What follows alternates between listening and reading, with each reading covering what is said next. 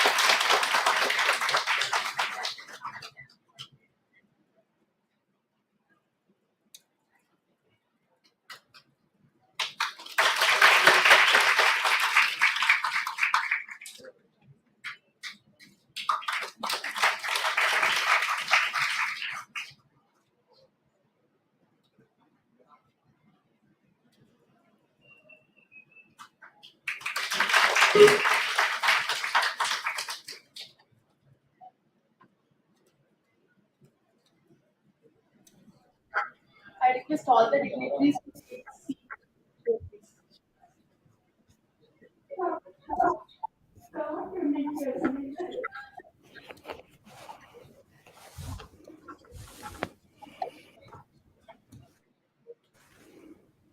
I request Professor Sunil Dhar, Head Department of Environmental Sciences, for the formal welcome.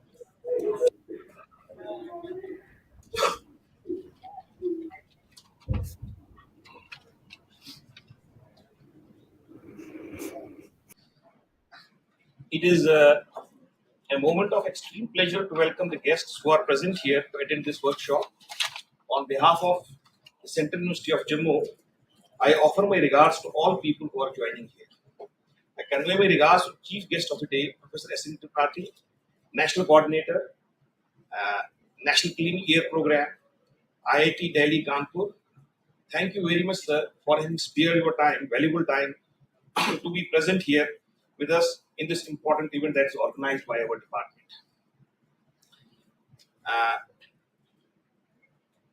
I also thank Professor Sagnik Dey, Center for Atmospheric Sciences, IIT Delhi. I thank also Professor Neeraj Rastogi, Physical Research Laboratory. I thank Professor Neeraj Rastogi, Physical Research Laboratory, Ahmedabad. I also welcome our Vice Chancellor, Sir, Professor Sanjeev Jain, for providing us the platform to organize this national workshop. Sir, I thank all the heads of the departments, professors, scholars, and students for joining us here. Commemorating the World Environment Day 2022, we organized national workshop on air pollution and health impact, need of interdisciplinary research. The schedule of the seminar will focus on the clean air goal for India, air pollution and its impact on human health, and aerosol oxidative potential. It will include more issues to address the full aspect of this topic. I wish this workshop will enlighten all of us and provide us an approach to deal with the problems of the tomorrow. I wish all the best and my best wishes for this event. Thank you very much.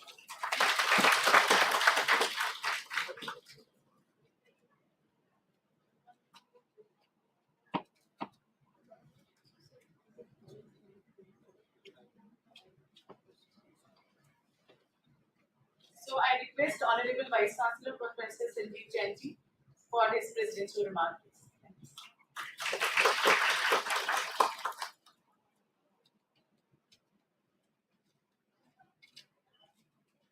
Chief guest of the today's function, Professor S.N. Tripathi, National Coordinator, from IIT Delhi, Professor Sarnik De from IIT Delhi, Professor Neeraj Rastogi, Physical Research Lab, Professor Sunil Dhar, Dr. Richa Kothari, and the brain behind this workshop, Dr. Shweta Yadav, and all the students who are sitting here. Really, I'm very thankful to Dr. Shweta Yadav for organizing this workshop. And you can find the speakers who are present for this workshop. They are all of the international level. So I'm very hopeful that this workshop will culminate in a long way. When first time I discussed about the aerosols with Professor Yadav, I was not knowing it because I come from the computer science engineering background. We all know that in the press or in the media, we find the air is polluted and we are all afraid of it. And generally, we find that our villages are not too much polluted. So with that concept, I try to understand what is aerosol is, and I'm very happy to note that we are having one center which is working for the effect of aerosols. Okay, and they are measuring the aerosols also, and they are going to start at JNK, or they might have started also. So it is a very proud moment for the university also that we are only the center in the JNK who is doing this work. And we are also thankful to the funding agencies who have provided the environment for the installation of the aerosol or the clean air center. As we all know that the clean air is the must for all of us. So with the new education policy, we are also now going to have the many of these subjects related to our environment, because this is all an environmental subject basically, and we are going to have many subjects which is related to environment, and I want that the students should care about the environment. If generally we don't care for the environment. As a small case I can say, just now we are all having the plastic bottles on the dais, so they can be replaced with some of the things which will not harm the environment. So this is all to be practiced. Basically, I can say these are the very small things that we have to practice, because our Prime Minister also wants that we should have the less carbon footprints, and he is also working for it, and they are making many of the policies which will help us, because we always find that how the future is to be secure. So it can only be secure if we can have a healthy environment. Even our health is good, because one of the issues is health impact also. Okay, so that is to be also taken care of, and I feel that the researchers who are working in this field will also join with the researchers from IIM, from AIMS, and other organizations also, so that we can have a better impact and the society will be benefited for us. From these words, I close my remarks. Thank you.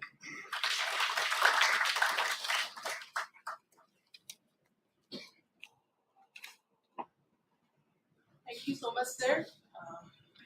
You are always working as a guiding light for us, and it is all very inspirational for all of us, as you have been guiding us and for this workshop also. So meanwhile, Professor Tripathi is trying to join us. So we are switching on to session 1 probably, and before that also, because our Vice Chancellor sir will be leaving shortly. Okay, so we have Professor Tripathi. There was some problem. Professor Tripathi, I welcome you to the workshop. We are audible to you? Yeah, you are totally audible. Okay, so there was some connection issue, I think, but now we can see you also, and we have already started the program. Professor Dhar has presented the welcome address, and Professor Sanjeev Jain, our Vice Chancellor, has already given the presidential remark. So we all are here very excited to listen to you, because your talk is going to be a very visionary one for all of us, and it's our privilege to hear you in this auditorium. We expected you to be here physically, but probably next time we should have this privilege. So I think over to you, Professor Tripathi. You can share your slides and you can start your keynote speech, please.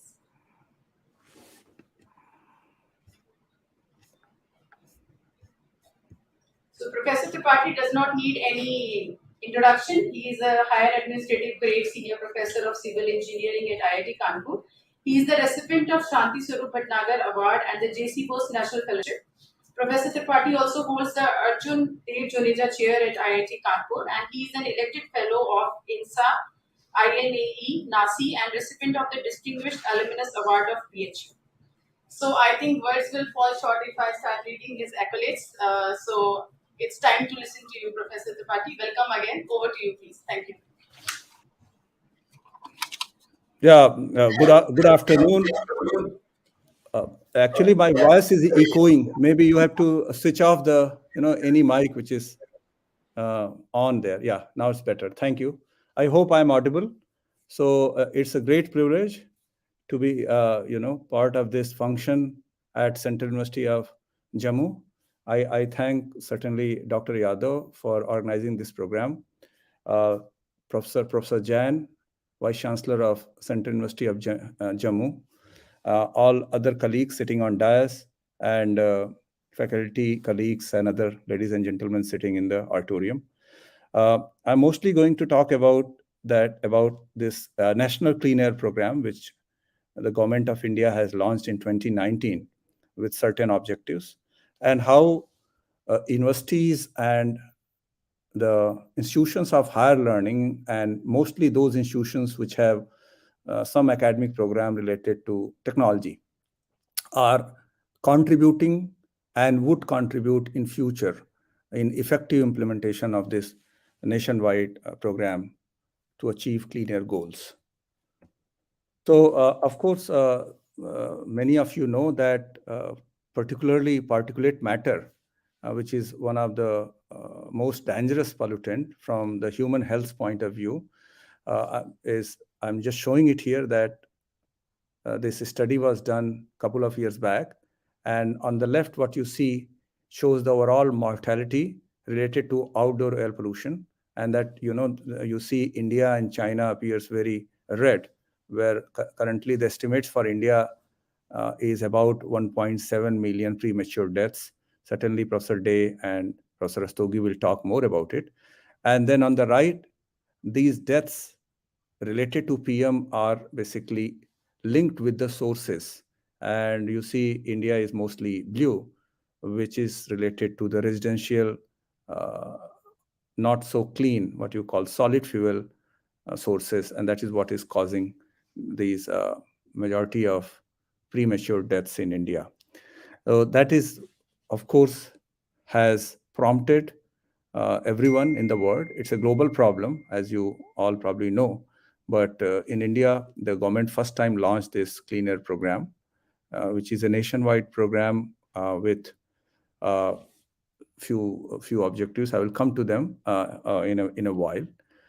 But first, I should also give you an idea that some of the work we did in Delhi, which is related to this reactive oxygenated species. Professor Rastogi again will talk in detail about this work. I think he's also co-author here, which can give you some idea about what part of particulate matter causes more damage to the lung cells. So these chemical assays, if you conduct on particulate matter, you can get a very accurate idea that how different type of particulate matter can damage the cells in the lung, and thereby can have many adverse impacts on human health. So this is a first of its kind work where one could link with some very specific sources, but you see that sources are either vehicular emissions or industrial emissions or something which forms in the atmosphere, which we call secondary pollutants. So certainly looking all that, as I said, that the central government launched this program, the main ministry being Ministry of Environment, Forest and Climate Change, which was created or conceptualized by looking at PM10 data, although we know that PM 2.5 is something which causes greater damage to human health, but because we did not have a very widespread monitoring going on of PM 2.5 in the country, therefore the program was basically made based on the data we had related to particulate matter 10. And the target they have set in for this is that by 2024, you would have a reduction of about 30% in PM10 and PM 2.5. And that there are certain goals, and that is basically by understanding what kind of sources we have in the different part of the country and how one can either control them or mitigate them by switching to the cleaner energy sources. So what you see that the program has basically three major pillars, if you like. One is, of course, understanding more about the pollution. That's by creating more science, more data. Then second is, of course, creation of new institutions or strengthening the institutions which are existing. For example, the pollution board. And what you see that about a year back, just to deal with the pollution in National Capital Region, we had a new commission which was basically enacted by a legislation in the parliament. So that kind of institutions are also envisioned as a part of this program. And finally, they also have thought that there will be some mitigation which would happen across the 5 major sectors what are listed here at the bottom, starting from industry, agriculture, waste, transportation, urban planning, and waste management. This is at a very coarse level. Idea is that we'll try to cut whatever are emitted from these major sources to a certain extent. That only will reflect in reducing the particulate matter 2.5 or 10 in the atmosphere, what we call ambient concentration. So I said that when this program was started, and we discussed this with ministry as a part of being part of the steering committee of the program, we felt that in general there is lack of capacity in the country in dealing with the air pollution problem. So the idea was that we have some expertise available in different universities and IITs, NITs, and national laboratories. If they all could be brought together to create an alliance, then you will have a reasonable pool of experts or resources which could help at local level in implementing or effective implementation of this program. So given that, we came up with the idea of creating a knowledge network. As you know, Central University of Jammu is part of that. Dr. Shweta Yadav is the nodal faculty member from Central University of Jammu. And likewise, we could identify such institutions where there is active research and some academic program going on in air quality or environmental engineering or sciences in general. They were selected and be made part of this network, which is spanning across the country. And as of now, the secretariat of this network is established at IIT Kanpur. So the program or the network works in a way is that on the top you have ministry, and then you have a think tank which is called Knowledge Network, which comprises of some of the institutions like IITs, which have for some time been running some program in air quality, although we do not have a very specific exclusive program as of now offered in the country on air quality monitoring. I will discuss that also in subsequent slides.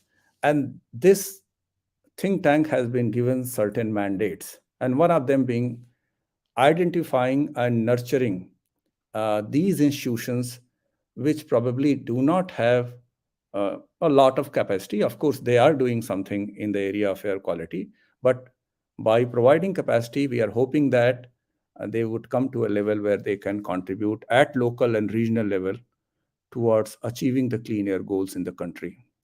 So with this goal in mind, we could actually identify about 90 institutes, which is given a status of what is called an Institute of Repute. And as you see that on this map of India, these institutes of repute are located across the country, especially wherever there is a non-attainment city, which is a city which is not meeting the air quality standard set by the central regulatory body, which is Central Pollution Control Board. We have tried to identify an institute there so that, for example, in this case, in Jammu, you have Central University of Jammu, and which is expected to work closely with your State Pollution Control Board of the state of Jammu, Kashmir, and Ladakh. And that's the way what you see that in different states and UTs, we have these institutions which are existing currently.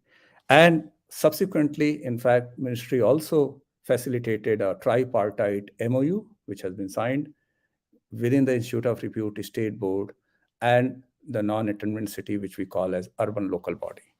So, of course, this is working quite well in some states. For example, Central University of Jammu has been doing a great job by designing, conceptualizing, formulating new problems, and where the state board is helping them.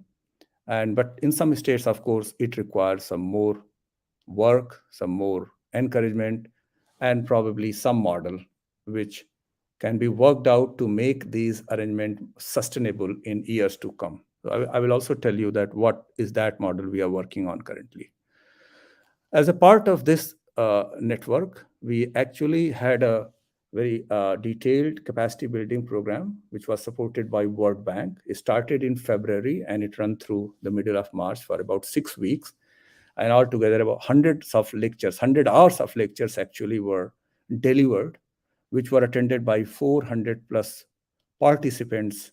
And as you see, that breakup of those participants are given in the pie on the right. So they were mostly from institutes of repute, followed by the consultants or consulting firms, followed by state boards.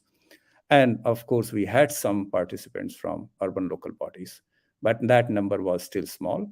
And as what you see that many constituents of Knowledge Network participated in this capacity building program, which has mainly two components. One was that induction training, because many urban local bodies are not so well versed with the clean air program. And second goal was to create a framework which can help design future capacity building programs. And that's how we have done that. I will come to that in the next slide. And that is the process we adopted. So you see a very detailed discussions were held in Delhi in person, and different groups were brought together, and they looked at the need, what are the need required for the future air quality professionals.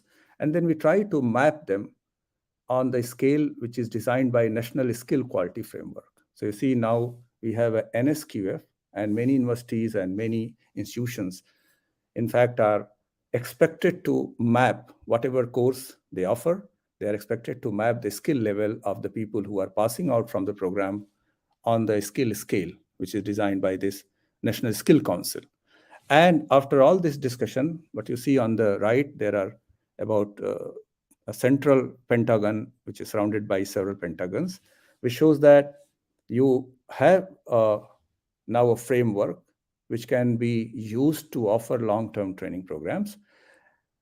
And that tells us that in future, we have a requirement of about 1.5 million jobs in air quality management, which would be needed in different sectors. And of course, different type of jobs are required. And accordingly, we have to probably create courses so that in future, the air quality professionals who come out in the market, they can get the job they need and they can contribute to the requirement of the job. So that's the very, you can say a very key outcome of this entire exercise that happened. We also, at the same time, are contributing to the knowledge, existing knowledge in the country related to air quality management. So we worked out a very comprehensive review paper, which of course, Dr. Shweta Yadav has led this work, being part of this knowledge network and IUR combined effort. And this actually was probably the most comprehensive review paper, which is currently available and certainly would become a very important document for the city professionals and everyone who is trying to understand the sources which contribute to the ambient particulate matter, which generally we breathe or we sample. And this paper actually has been quite well cited. I was telling that the one approach was that to create capacity by bringing the existing faculty, scientists, and other professionals together. And that has been achieved by creating the knowledge network and institute of repute. But now we also realize, and we are very much in discussion with the ministry, is to start creating capacity with a bottoms up approach. So many of us know now that in the country, we do not have a comprehensive air quality or a program, an academic program, completely focusing on air quality management, right? Many of these courses or modules which are offered are part of environmental engineering courses or civil engineering or environmental science. But over a period of time, it has been clearly recognized that air quality management is way beyond that. And it requires expertise from civil engineering, environmental sciences, environmental economics, and maybe input from urban planning and some input from law or people from who are working in the legal area. So looking at that, what we have thought that in future, maybe it might happen very soon, that uh, we want to approach some of the IITs and maybe even universities who have a established program in civil or environmental engineering with an intent or request to start offering degree, diploma, or certification courses in air quality management, which are suitable for people who have a first degree in engineering or science, or middle level bureaucrats, or senior bureaucrats, depending on the need and the time they have. And this is the way I believe that in next few years, 5 to 10 years, we can create a battery or pool of about few thousand professionals who are totally versed in air quality management and are ready to contribute to the challenges which we are going to face in this particular area in the country. And abroad, many places, there are dedicated programs, but India can take a lead. And definitely some of these can also offer their services to the countries outside than our country. So this was one thing which, of course, we have been very closely working on. Now, there's another, mainly a different kind of technology we have tried in Delhi and many other places, which now some agencies, boards, and governments are trying to adopt it. And I will just give you some hint about that. I in the previous slide, I discussed about the need for source apportionment, and that's what that review was all about. But the problem with the current approach of source apportionment is that it's very resource intensive and it's time consuming. And that's what you see the snail, which is there in the top row, that it takes year for the people to get information. And by then you see the pace of our economic activities is such that by the time you get the information or sources, it's a dated information. So you cannot tweak your policy while you are trying to either implement, you cannot get a feedback, or you're trying to make a course correction. For that, it's a slow process. So given that, as I mentioned, that this is a slow, expensive, and incomplete process. Because why incomplete? Because you cannot get all type of sources. And the problem in countries like India is that we have many activities happening in the informal sector, which all of them are not listed or not inventorized. And that's why we are not able to get a very complete, comprehensive pictures of sources which are contributing to PM 2.5. And they can actually, in some cases, they can contribute significantly to the pollution or PM load or what we breathe generally present in the air. So given that this real time, which is basically every data is collected in real time, and in real time you can analyze and get the information on sources. We tried that, and this has certainly two advantages.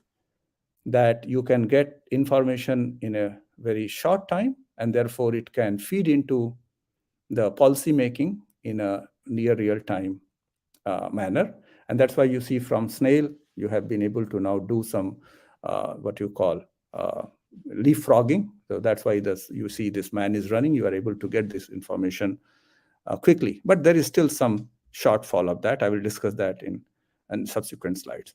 So using that, we have been using this technology in different places.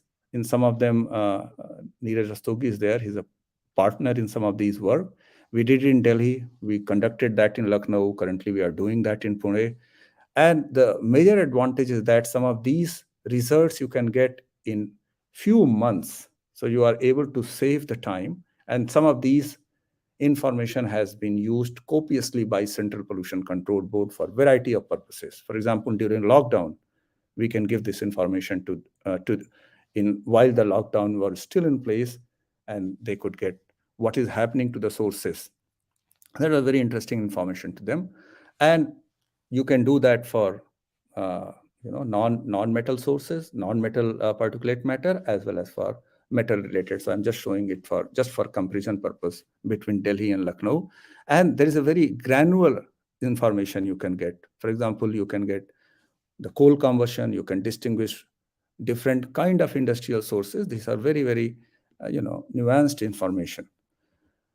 What we have started working on, that getting this information from different instruments, then we can club them together, and what we call is a new approach, which is called a double PMF. My student is working currently on this problem, where he's trying to combine different information gathered from different instruments and then getting a comprehensive picture of the sources. This is currently we are trying over Delhi. This has not been done. So what you see here, that on the right, you are getting a very granular data information about sources. For example, you have sulfate, zinc rich traffic, and you can map them into or onto different sources.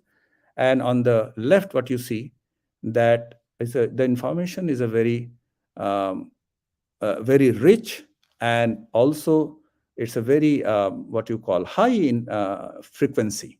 So for example, if you look, there are some very high concentration during periodic pollution episodes. So you can really pinpoint that why this is happening, which source is primarily responsible. And this can be very useful information for places like Delhi, Lucknow, and many other cities which frequently experiences such periodic extreme pollution episodes.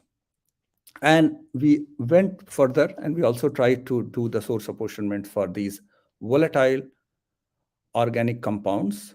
Some of them actually form a part of particulate matter, which we call secondary organic particulate matter or secondary organic aerosols. So this also very detailed information we could get from Delhi and Lucknow. So now, of course, this is a very resource intensive, as I said. It gives you very accurate, quick information, but it's a resource intensive and required huge amount of training. So another technology which is currently very much is under development and being tried at different places. Our group has started working on this several years back. Now several boards, several governments are also showing good interest, is using air quality monitoring by deploying sensors. So we are talking about something which is very, very frugal and cheap. And so we call it low cost. Really, the cheap is not the right word. So just to give you the perspective that in one government monitor, in the cost of one government monitor, you can buy about hundreds of these sensors. So that's what the intercomparison looks like. And currently we have what you see, that several cities we have been able to deploy these sensors network. And it is just a snapshot currently of the network we are running in Lucknow. So what you see is the left is a very that the dense snapshot, and on the right it shows that if you zoom into that, how this looks. So the government is currently running 4 or 5 monitors in Lucknow, which is giving you very high accurate data, but the 4 or 5 monitors cost you about 7 crore. And probably in less than 1 crore or so, we have been able to deploy this 73 nodes sensors network in Lucknow, which is giving us enormous amount of detailed information that can be used to understand exposure to people and the source strength, hot spots. I'm not showing each of any one of them because of the lack of time, but several such things one can be able to get by deploying such network, provided that if they are well calibrated and they are well maintained. So we currently are working on another technology, which is with the support and help from our computer science colleagues. So this has a lot of input from the people who are good at machine learning and artificial intelligence. So I showed you earlier that we have tried the real-time source apportionment, which is expensive, requires lots of resource-intensive training, etc., etc. But can we make the technology more affordable without loss of all the richness which it brings in? Okay, and this is what exactly this slide shows, that we can try for the calibrating the sensors information with real-time data by doing some co-location. So details, I am actually skipping it here. And then you could be able to provide the source information at as many places where you have the sensors running. Okay, so you have a dynamic information, you have a real-time quick information, but at a hyper local level. So this is exactly what you show, what you see in this slide, that from the leapfrogging, you see the third man is actually running much faster. We are calling it pole vaulting, which is called a dynamic analysis. You can get this information in hours today without loss of any detail. So what you see on the very right, the bars show that you are getting almost all the granularity of sources, but the cost and the amount of training what is required has been brought significantly lesser. And that's what we call it a novel paradigm using low cost real-time source apportionment. And we tried that with some data in Delhi, and the results are remarkably good. That is what I show just one such example here, that the two pies shows that the results from real-time, very intense, resource intense, training intense method, and the right, what you have got from the sensors which were deployed next to the real-time infrastructure, if you may. And on the right side, this bottom plot, we are showing that only the results for traffic related emissions. So traffic source is predicted by the real-time method, and we have tried to also model it using the census data, and then of course using the machine learning and AI techniques. And you see that the low cost method is able to mimic the high cost real-time method quite well. And this is not only true for the traffic generated sources, but for many other sources. I'm not showing it here. So some of these innovations are important, because remember that as of now, the National Clean Air Program is being executed in 133 cities in the country. But it's very much anticipated that soon the good part of the rural India would also be would have to be brought into the ambit of the Clean Air Program, because there are several studies which are showing that rural AQ or air quality is deteriorating very fast. So of course, the number of cities, towns would actually become much more. So how do you monitor? How do you monitor the air quality? How do you monitor the policies which you are implementing? For all this, we require indigenous effort, indigenous technology which can be scaled, which can be deployed at scale. And there, I believe that a collaboration between the universities, technical institutions, government labs, and the governments or regulators can play a major role. Because remember that only regulators, only government certainly would have limitations in implementing a program of such a scale. Because we know that when we talk about atmosphere, the volume of the medium is so huge that many such, from the monitoring to the control to mitigation, new innovation, new technologies need to be tried. So that's where the network like knowledge network combined plus institutes of repute certainly can play a greater role by bringing the already existing expertise they have, by creating new academic program which are more focused, dedicated on air quality management, and that would also require a greater level of collaboration within university itself, because these are just some examples I showed to demonstrate that how the air quality related some of these interesting challenges can be overcome by working with the computer scientists, electrical engineer, etc. If you are working on research problem, if you're trying to design a curriculum or an academic program, probably you would need greater level of collaboration with other people, for example the environmental economist, health professionals or health experts, or if you have a faculty in law, because the regulations and enforcement requires input from legal professionals as well. So I believe that we have these expertise available within university, in different universities, but there is a need to identify those and create a synergy and then channelize them into some coherent research program and also creation of new academic program so that we can contribute to the clean air goals in a bigger way in this country, because this is a global problem. Our country is also, of course, in coming days, is going to put more effort into that. But together, I'm sure we can make a big dent into that. So I'll just stop it here. And thank you very much for giving me this opportunity.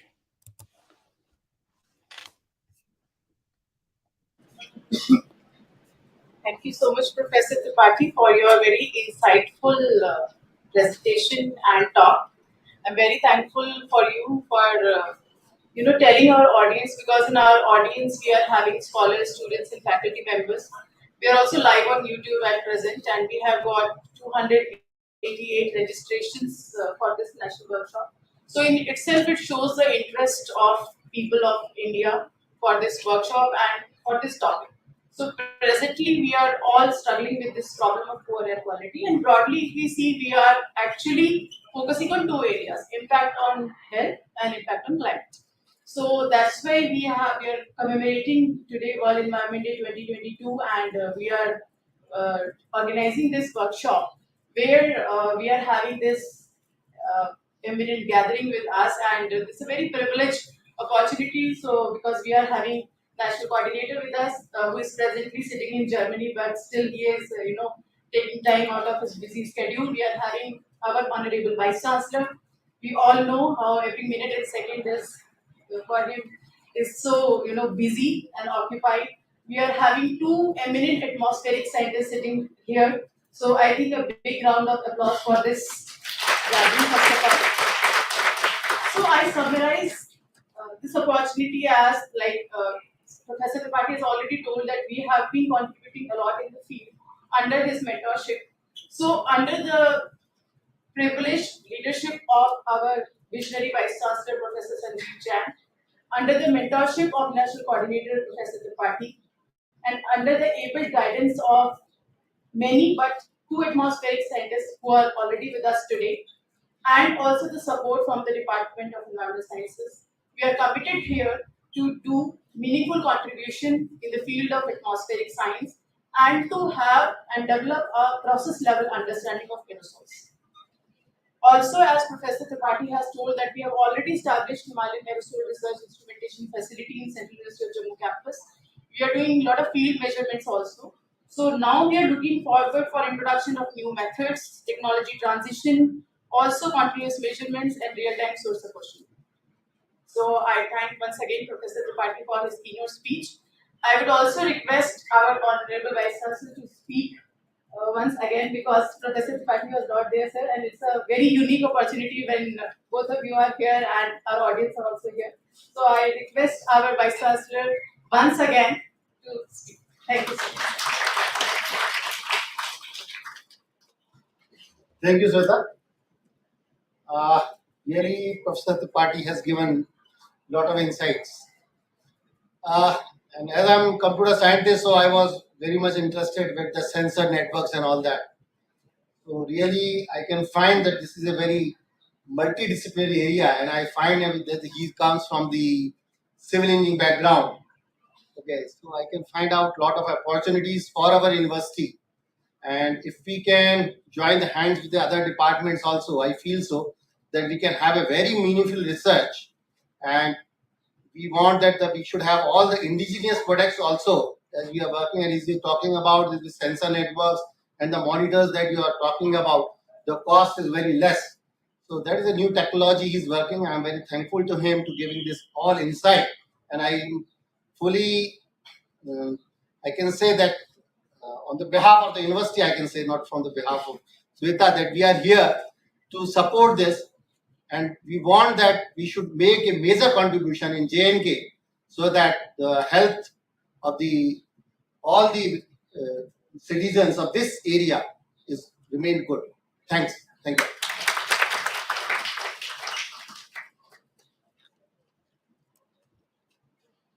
Thank you so much, sir. So with this, we'll close the inaugural session, and I request Coordinator Department of Environmental Sciences, Dr. Richa Budhari, to present formal vote of thanks. After this, we'll stand up for a group photograph, and VC sir will be leading. So.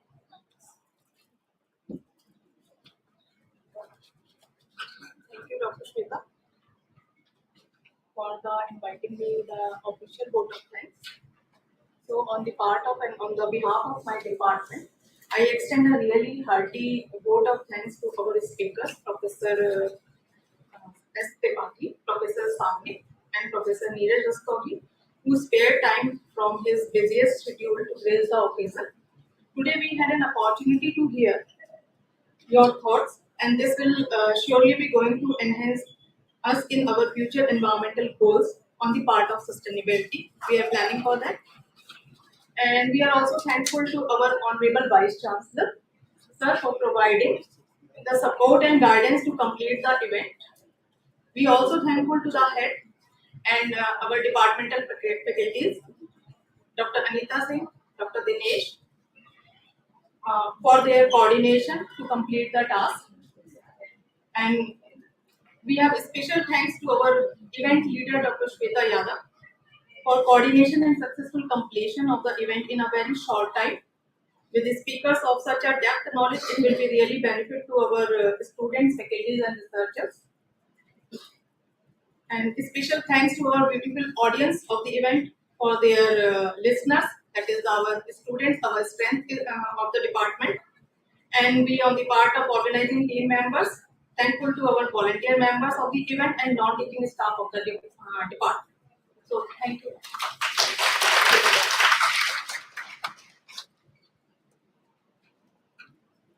Thank you so much, ma'am. I request faculty members to come here on the podium for a group photograph, please.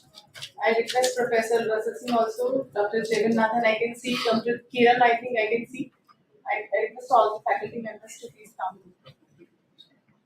I will say something. We can hold maybe the brochure we had so that it was like. Okay.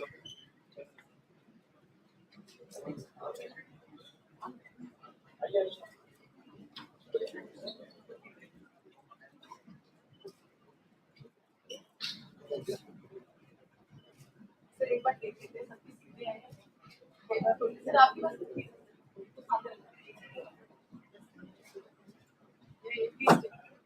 I'll just take a lot.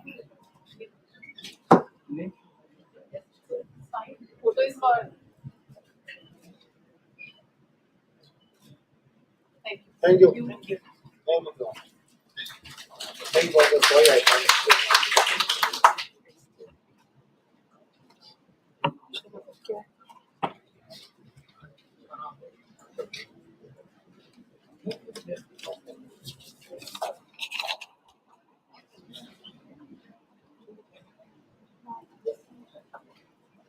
So now we are starting session 1 of the workshop, and session 1 is focusing on air pollution and its impact on human health and Indian perspective.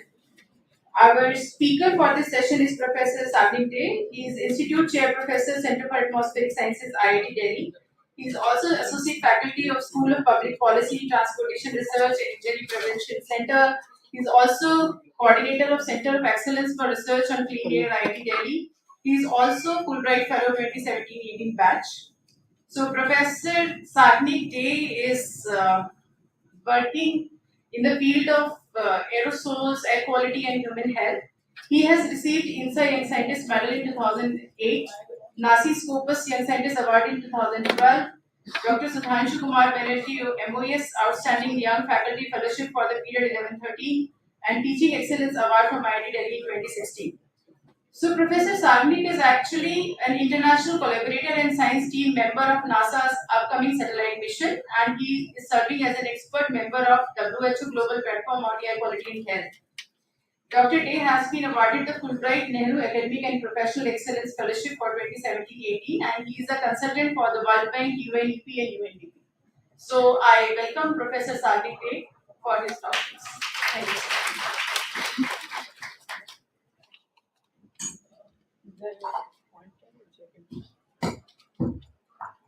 Hello. Hello.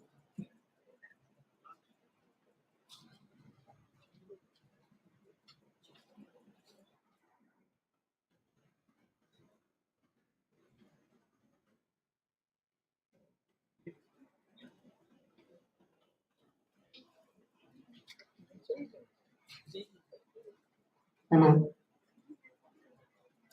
Hello. Hello. Okay, good afternoon, everyone. And first of all, I want to thank Central University Jammu for inviting me to this workshop. Really good to see all of you. So today I'm going to talk about air pollution and its impact on human health. Mostly Indian perspective, what we have learned so far, and where we want to move from here.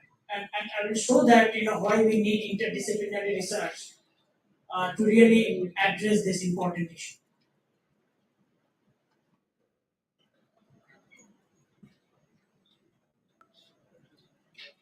Okay. Just going to the last slide.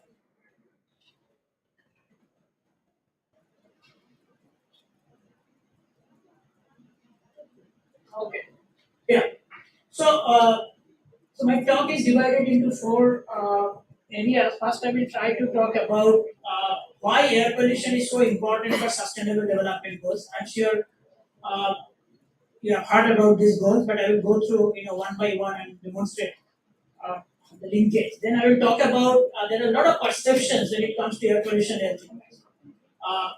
So I will talk about what are the perceptions and what is the reality, and then I will talk about some challenges in understanding the health impacts of air pollution in India and how such challenges can be addressed through interdisciplinary research, and finally I will talk about the way forward.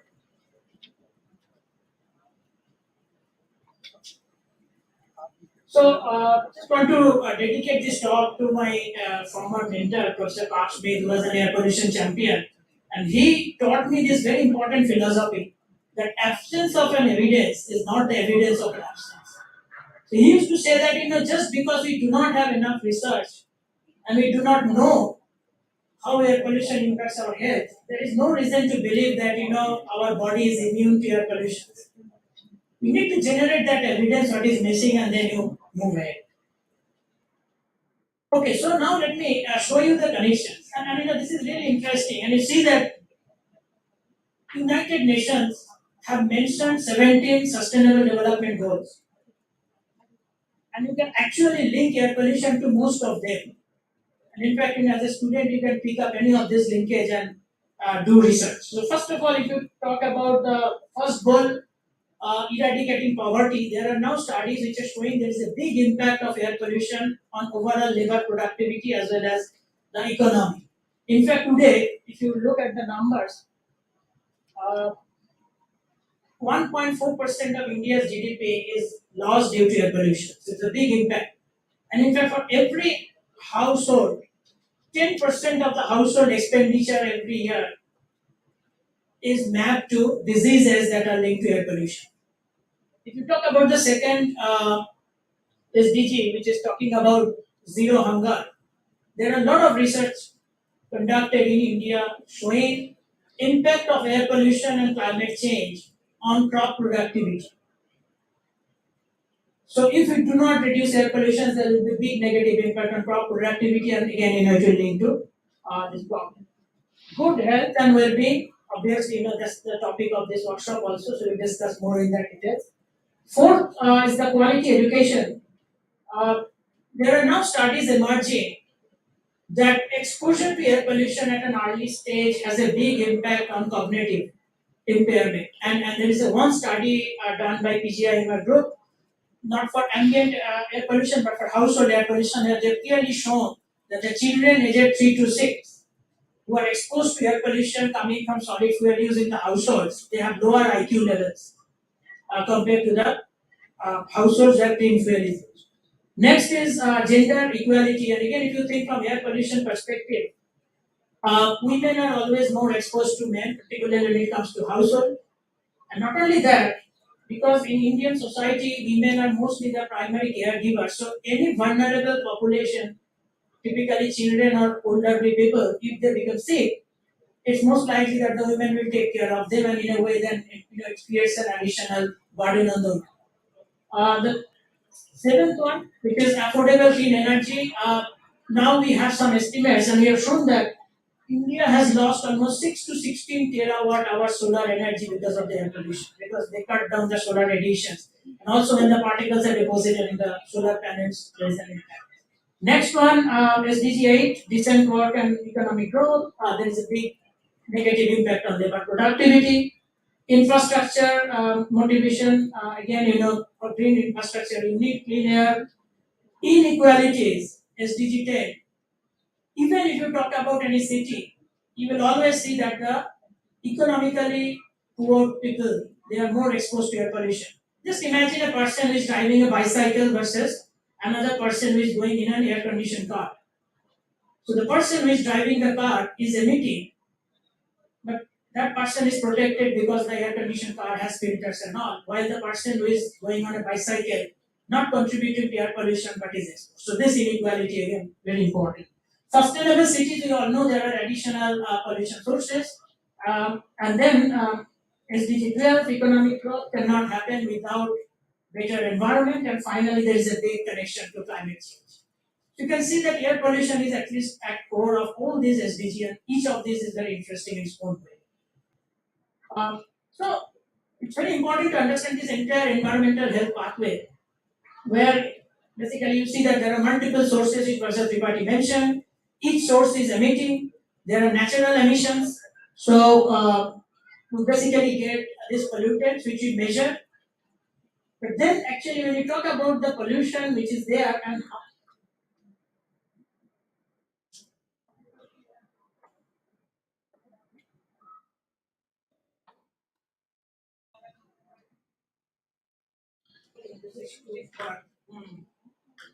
So I'm not changing actually. Maybe it's too far. Maybe I can find here. Yeah. It's not working. Anyway, please go to next. Yeah. So the thing is that even if you measure concentration, your exposure could vary. Depending on where you are, whether you are indoor, whether you are outdoor, even with outdoor, whether you are very close to the road, distant, from a source, your exposure could vary. Then comes actually dose. Now, even if an adult and a child is exposed to the same level of pollution, because a child breathes faster, the dose for the child will be higher. That is why childs are always vulnerable. Children are always vulnerable to air pollution. And finally, when you know what is the dose, then actually you can calculate the health impact. And there are different ways we can calculate health impact. I will show some examples.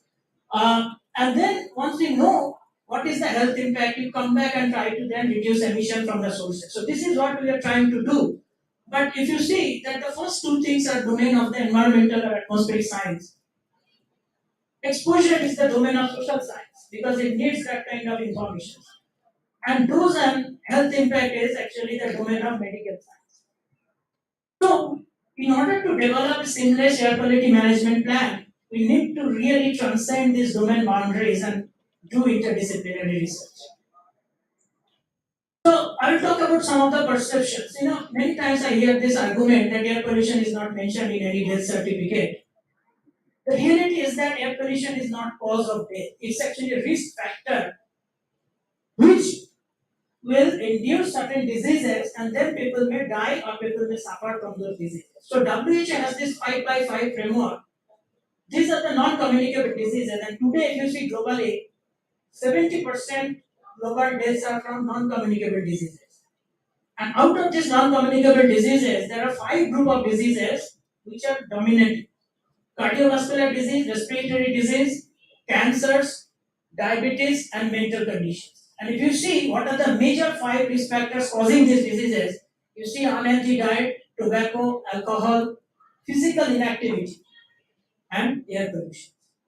So air pollution is a risk factor impacting these diseases. But in addition to air pollution, keep in mind that you have all these other additional risk factors. So that's the challenge, that when you talk about air pollution health impacts, you have to adjust for all other risk factors that also potentially impact that particular disease outcome. But just want to mention that very recently in Britain, this landmark ruling was made when a girl child died and her mother filed a complaint, and detailed autopsy was done. And eventually, the physician who performed this autopsy came to the conclusions that the child actually has died because of exacerbation of certain diseases caused by air pollution. So this is the first landmark. So if you think in terms of again another perceptions that cause of death cannot be attributed to air pollution, this is wrong. In fact, with detailed medical history and cohort studies, one can actually calculate the burden of air pollution at a population scale.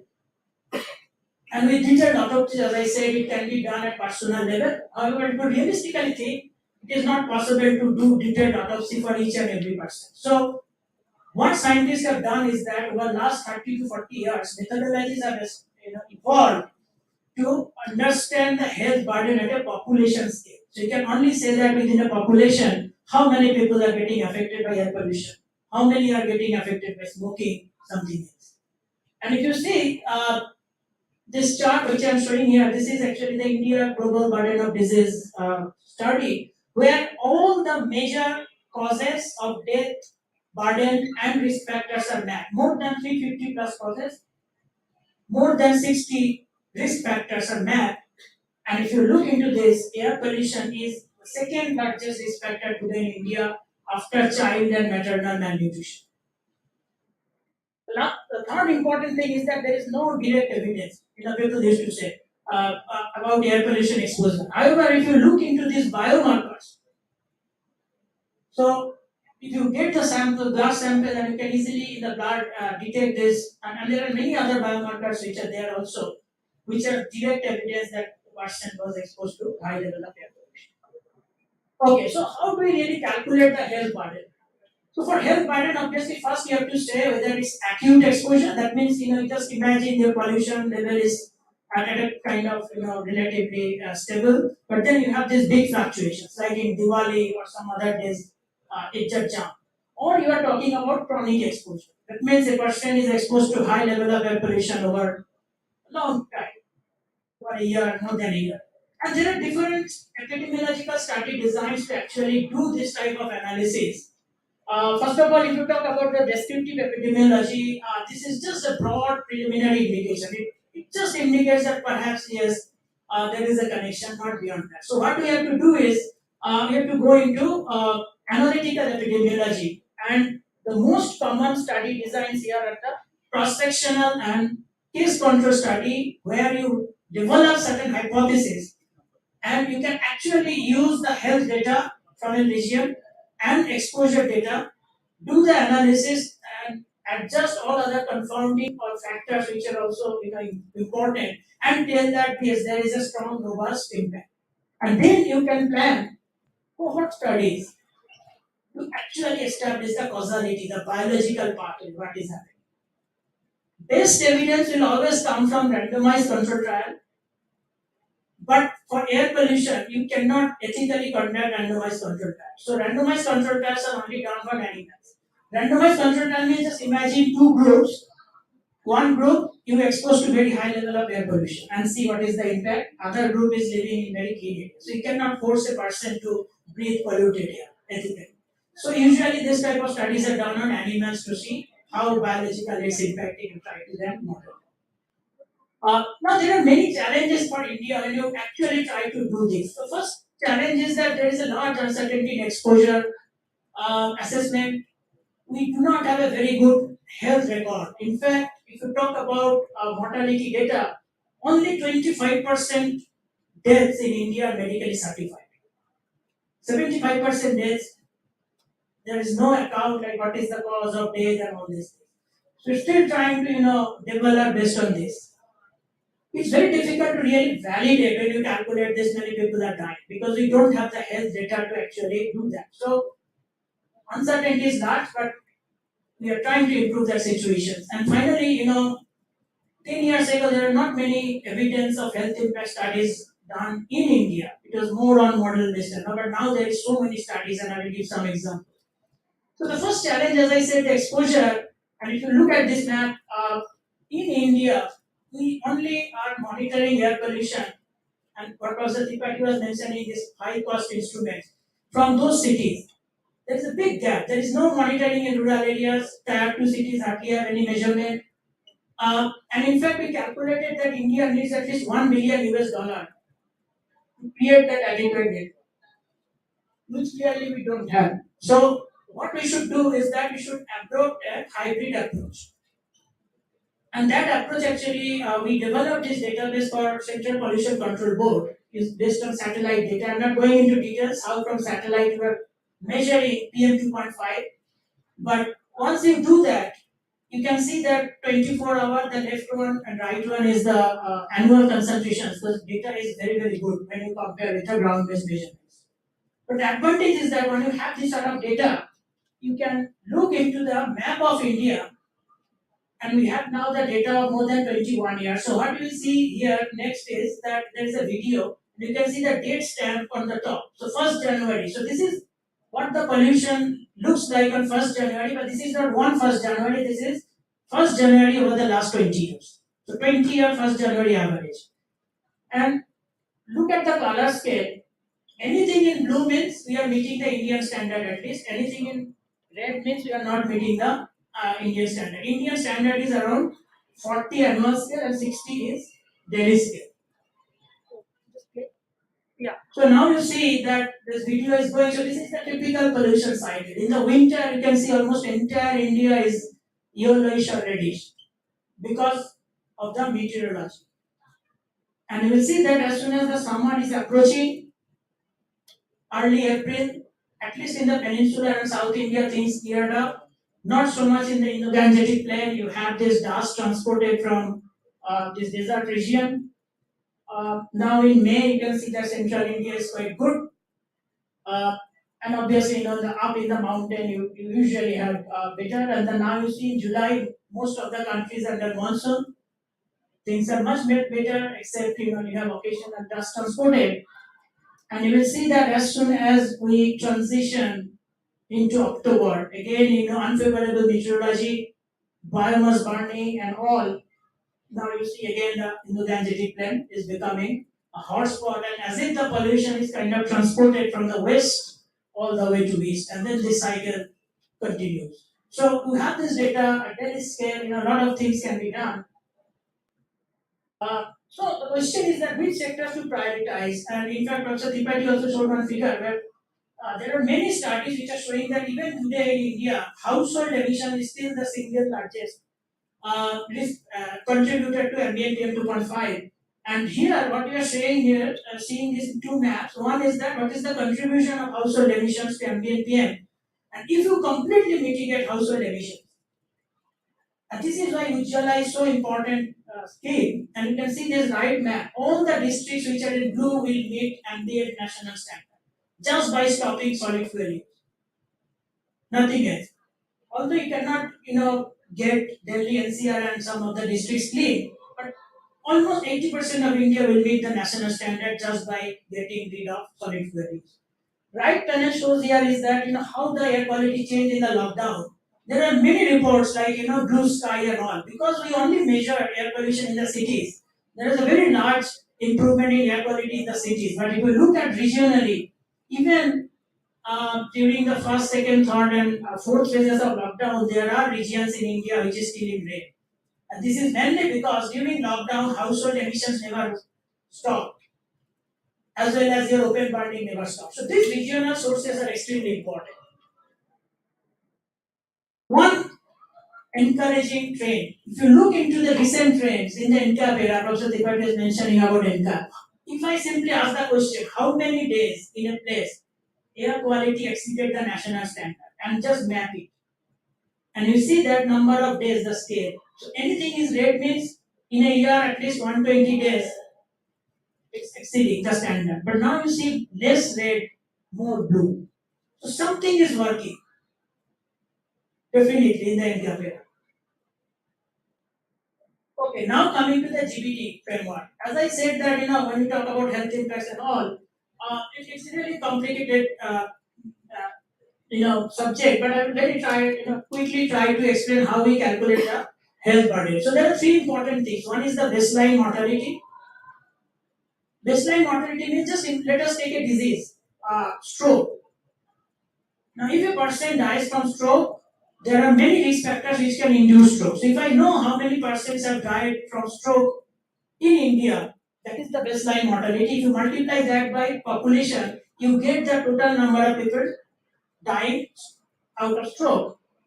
Then if you subtract the right side, which is baseline mortality times population divided by relative risk. So this relative risk is the critical thing here. This is what we calculate from cohort studies. And relative risk tells you what is the additional risk of suffering from a disease or dying because of certain risk factor, in this case air pollution. How do we calculate that? And if you really want to know how GPT has started and all, I strongly recommend reading this book. This is a really fascinating book to read. So, for air pollution, these diseases are medically linked. So, what we do is that worldwide these cohort studies are conducted where a group of people is followed with all the detailed measurement, what is the exposure level, what is their health, lifestyle, diet, and everything, and then you come up for a particular disease, what is the relative risk for a certain exposure range. And there are hundreds of such cohort studies done for ambient air pollution. So if I just plot this in this scale, relative risk versus annual exposure, so you can see that there are a group of points for ambient, then there are a lot of studies done for household and second-hand smoke, many studies done for active smoke. Now, let us say that in India we want to understand what is the relative risk.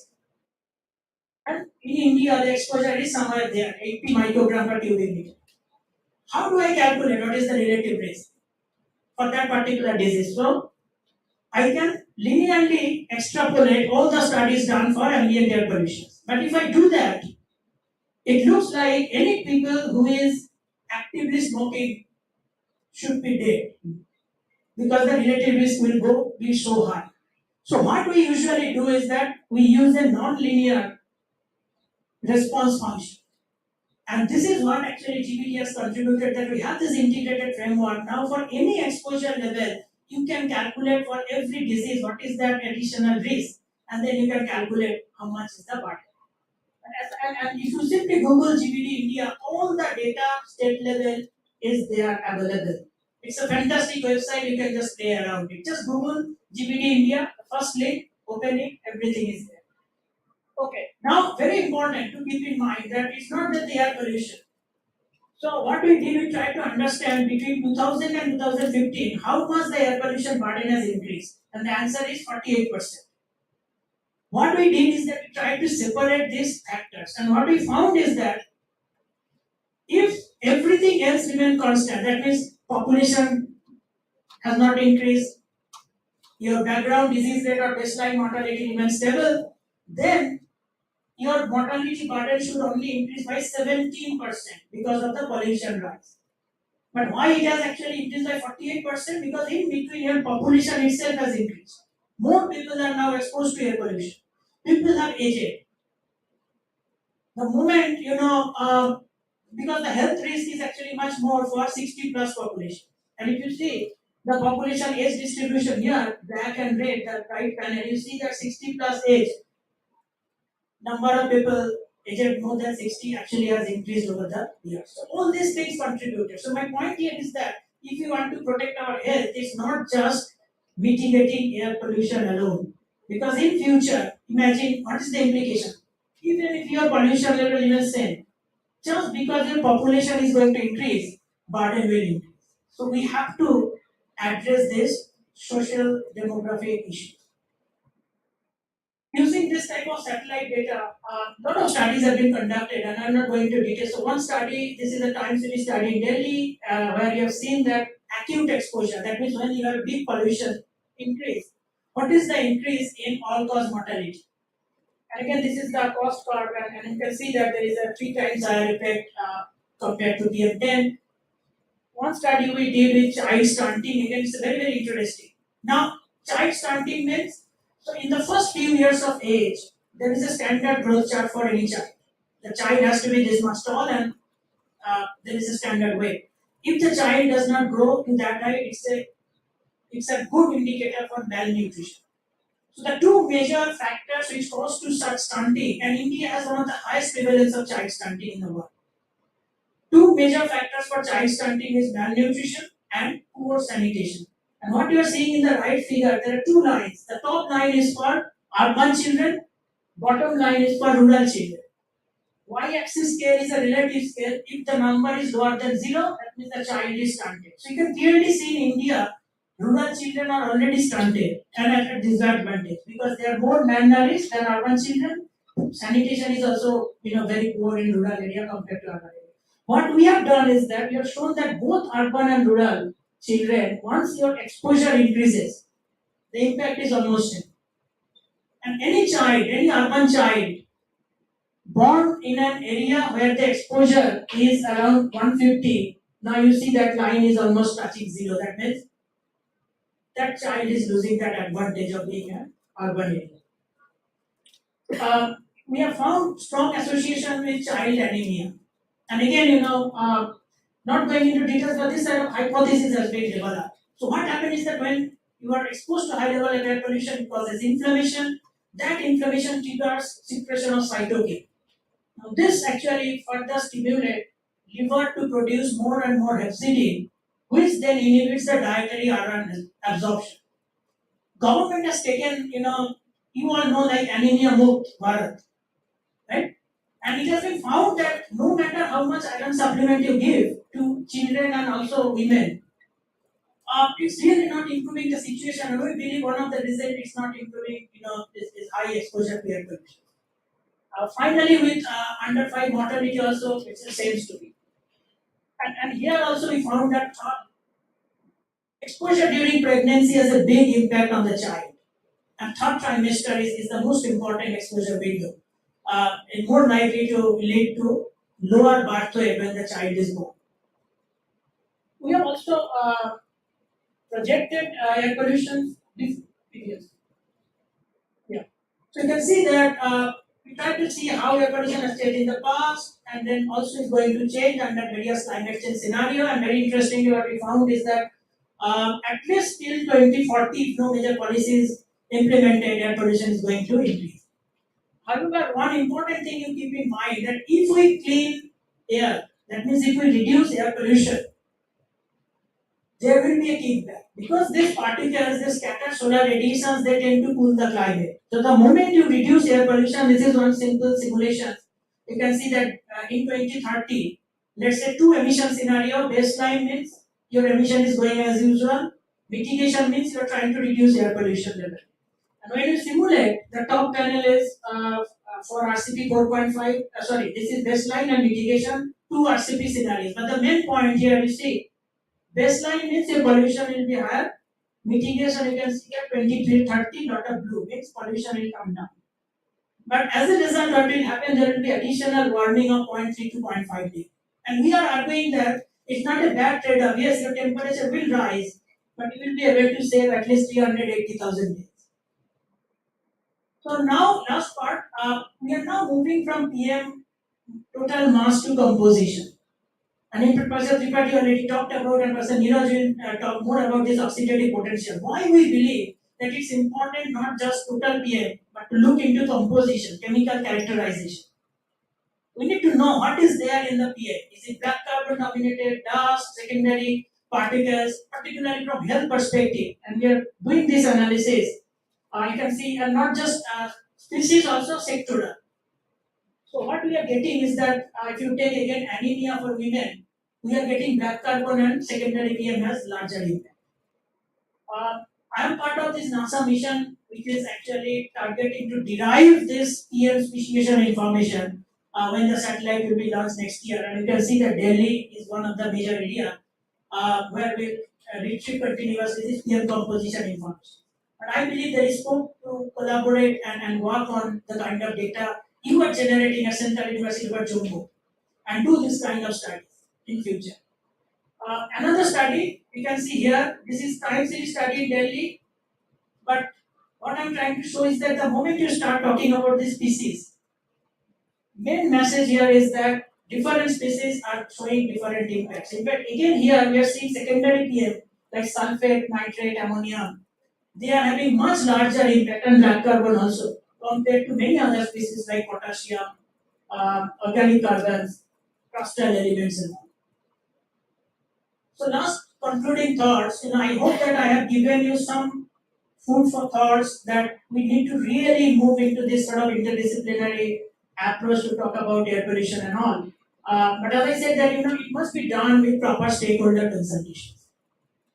Now I also mentioned that India should handle air pollution and climate change in a seamless way. We cannot really just do something for air pollution without bothering about climate or the vice versa. It has to be done in a seamless way. Most important thing that India should invest in exploring new frontiers like this in oxidative potential, toxicity issues. It's very, very important to understand what is the biological pathway, why nitrate or sulfate is having much larger impact compared to dust. And finally, to do this, we need a very flexible curriculum. Because our curriculum is so rigid that students are not really gaining that kind of skill required for interdisciplinary research. And for air pollution epidemiology with AIMS, Delhi, IIT Delhi has launched this CAFR India network, and you can see it was inaugurated by AIMS and IIT Delhi director jointly. So if you have any interest in learning how to do this type of health analysis, the whole objective of this CAFR India network is to organize training workshops for people like you. So just go to cafarindia.org, register yourself, you will get all the detailed information, and whenever we organize training programs, hands-on training, you may be invited, you will learn very important thing. I just want to thank our many funding agencies and thank for your patience. Thank you all.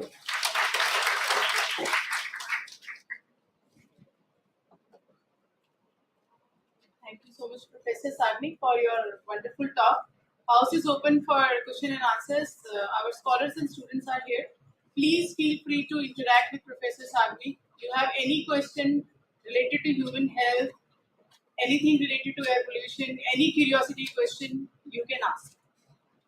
Even the faculty members, if are having any question in mind, can ask. You can give mic. It's okay, they can give another. Thank you, Professor Day. It's very informative. Also, sort of an alarming situation that you have highlighted. Though I'm not from a technical background, I teach national security here, but I do follow it because this is one of the serious major concern. My question to you, which is based on my observation, is to that you mentioned about the mitigation process. And your title says that it's an Indian perspective about the impact of health on health. I would like to know that is there any sort of developing mitigation practices that we are following at a national level based on your interactions, since you also brought us some of the international career. Because what we see in last 2 decades, 10, 15 years back, when it comes to the global concern is about the pollution in Beijing. That is the sort of a big propaganda or sort of a big issue. But now we no longer talk about Beijing as being the largest polluter things. So they might have done some sort of adopted some sort of practices that has given some sort of resistance.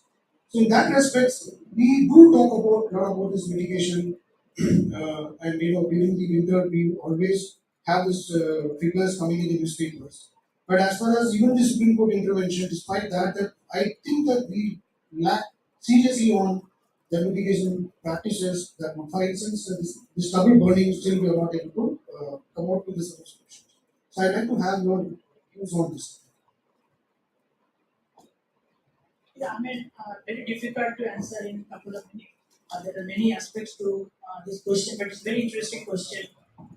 Only thing I can tell you that India has made efforts in the right direction, because when you talk about air pollution coming from multiple sources, you have different strategies actually to deal with. Stubble burning is one of them, household emission is another, transport is another. Now, many steps that India has taken, it will take time to really realize the full effect. For example, we have already moved to BS6. So, from unless and at least majority of the vehicle fleet switch to BS6, we will not get the impact. So, perhaps the benefit of BS6 will be realized by 24-25, when at least 60-70% vehicles will run on BS6.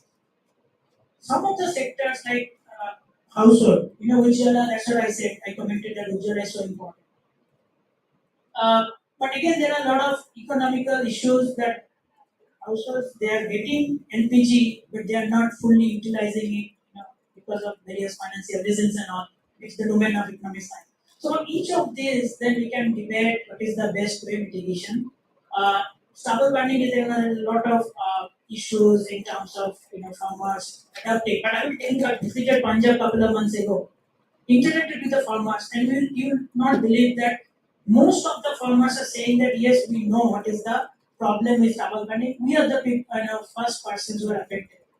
Many of them are helpless. They don't have enough funding, enough resource to really address the problem. So what I'm trying to say is that we know what is to be done.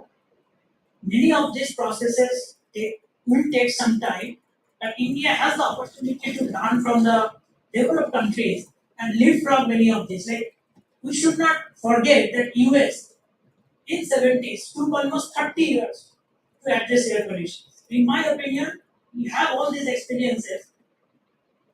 I would like to give India at least 10 years. And my personal belief is that we have taken all the right steps. By 2030, we should see significant improvement in there. I think that means a lot that you have some positive future coming Yeah, up. because we are already noticing from the data itself that this kind of pollution is stabilizing. Now we have to really bend it down. And we should not forget that population is increasing, energy use is increasing, despite of the fact that pollution level is not going up. So which itself is a good this. Yeah. So before you leave, Professor Sagi, we are having here scholars and students from different departments, and some are doing PhD, some are in masters. In future they may be following this air pollution as their respective discipline for research. So, what would you tell them to follow for at least in 3 bullet points? What would you suggest that they should do in this field? Or they can do, particularly when they're in Central University of Jammu and where we are already having some facility for chemical characterization. So, what do you think can be the future perspective for all of us? No, I think many things can be done because here we have already developed this facility. And as I mentioned that one of the key science questions is to understand the differential impact. So if the students can pick up the interdisciplinary skills, so there are two things. One is that you need to be skilled enough to do this type of analysis. There are a lot of interesting things can be done applying machine learning, and also the thinking beyond just what you are doing. Chemical characterization. If you think how should I use this data for something else, and that's where you need this sort of interdisciplinary approach to think. And I already explained that what can be done. So can be collaborated to do health studies, for example. I can think of developing very good exposure data for Jammu using measurements that you are doing, and then go one step further, collect health data, collaborate, maybe with Jammu or somebody, some other institutions, or even in Central University Jammu also, if there are people who are interested in health and all, and doing the health impact assessment. Uh, and also use your chemical characterization data. Although the Pune focus is there, but I will also say that there is a huge scope of utilizing this data in improving climate models. Maybe another time we can discuss that in more Maybe in the next workshop we should be discussing the climate implications. Thank you so much, Professor Sajid, once again. I request Department Head, Professor Sunil Dhar, to present a memento to Professor Sami as a token of thanks.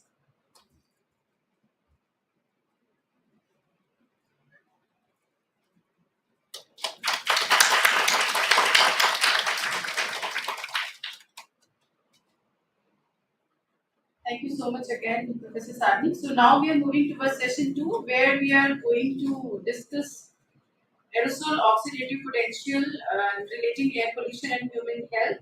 This session will be led by Professor Neeraj Rastogi. He is Professor in Geosciences Division, Physical Research Laboratory. And Professor Neeraj is a very good aerosol chemist, and he has done some exceptional work, which you have already seen in the slides of Professor Tripathi. He is collaborating with different groups, and he has contributed a lot already. And Professor Neeraj's research focuses on chemical characterization of aerosols and rainwater over Western India, and he has expertise on atmospheric aerosol chemistry and their effects. His major research interest is to understand the sources and processes affecting the abundances and characteristics of ambient aerosols and their implications to atmospheric chemistry, air quality, ecosystem, and climate change. He has published in many reputed peer-reviewed international journals and presented in various national and international conferences. He has received several best awards and fellowships from different national and international scientific agencies.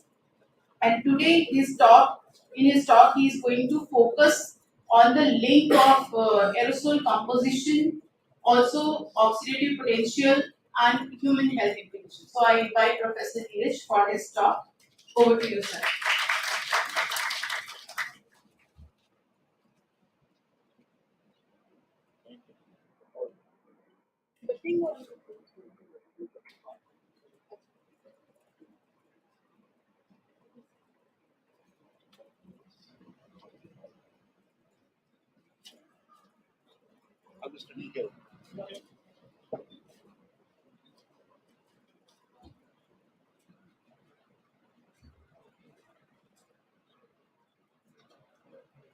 Good afternoon, everyone.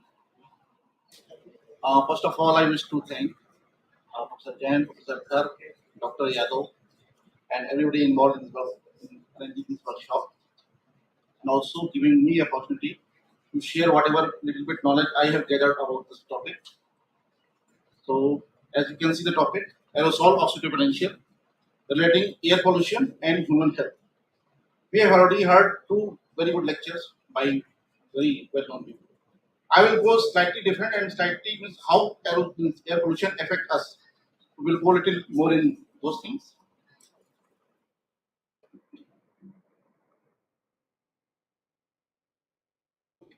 Before I go there, I wish to just tell you a little bit about the PRL. PRL or Physical Research Laboratory. This is the emblem. What you see here, this is the emblem, and this emblem tells this is the sun, this is the earth, and this is in the whole universe. PRL research encompasses the earth, the sun, immersed in the fields and radiation reaching from and to infinity. All that human curiosity and intellect can reveal. And here's the this area of scientific research which are going on at PRL. So you can see there is astronomy and astrophysics division where they study this all the stars and galaxies and all. If you are following news, these look have discovered two planets from India. We are the only one who have discovered planets. So they have reported. And then we have solar physics department who are specifically focusing on solar physics.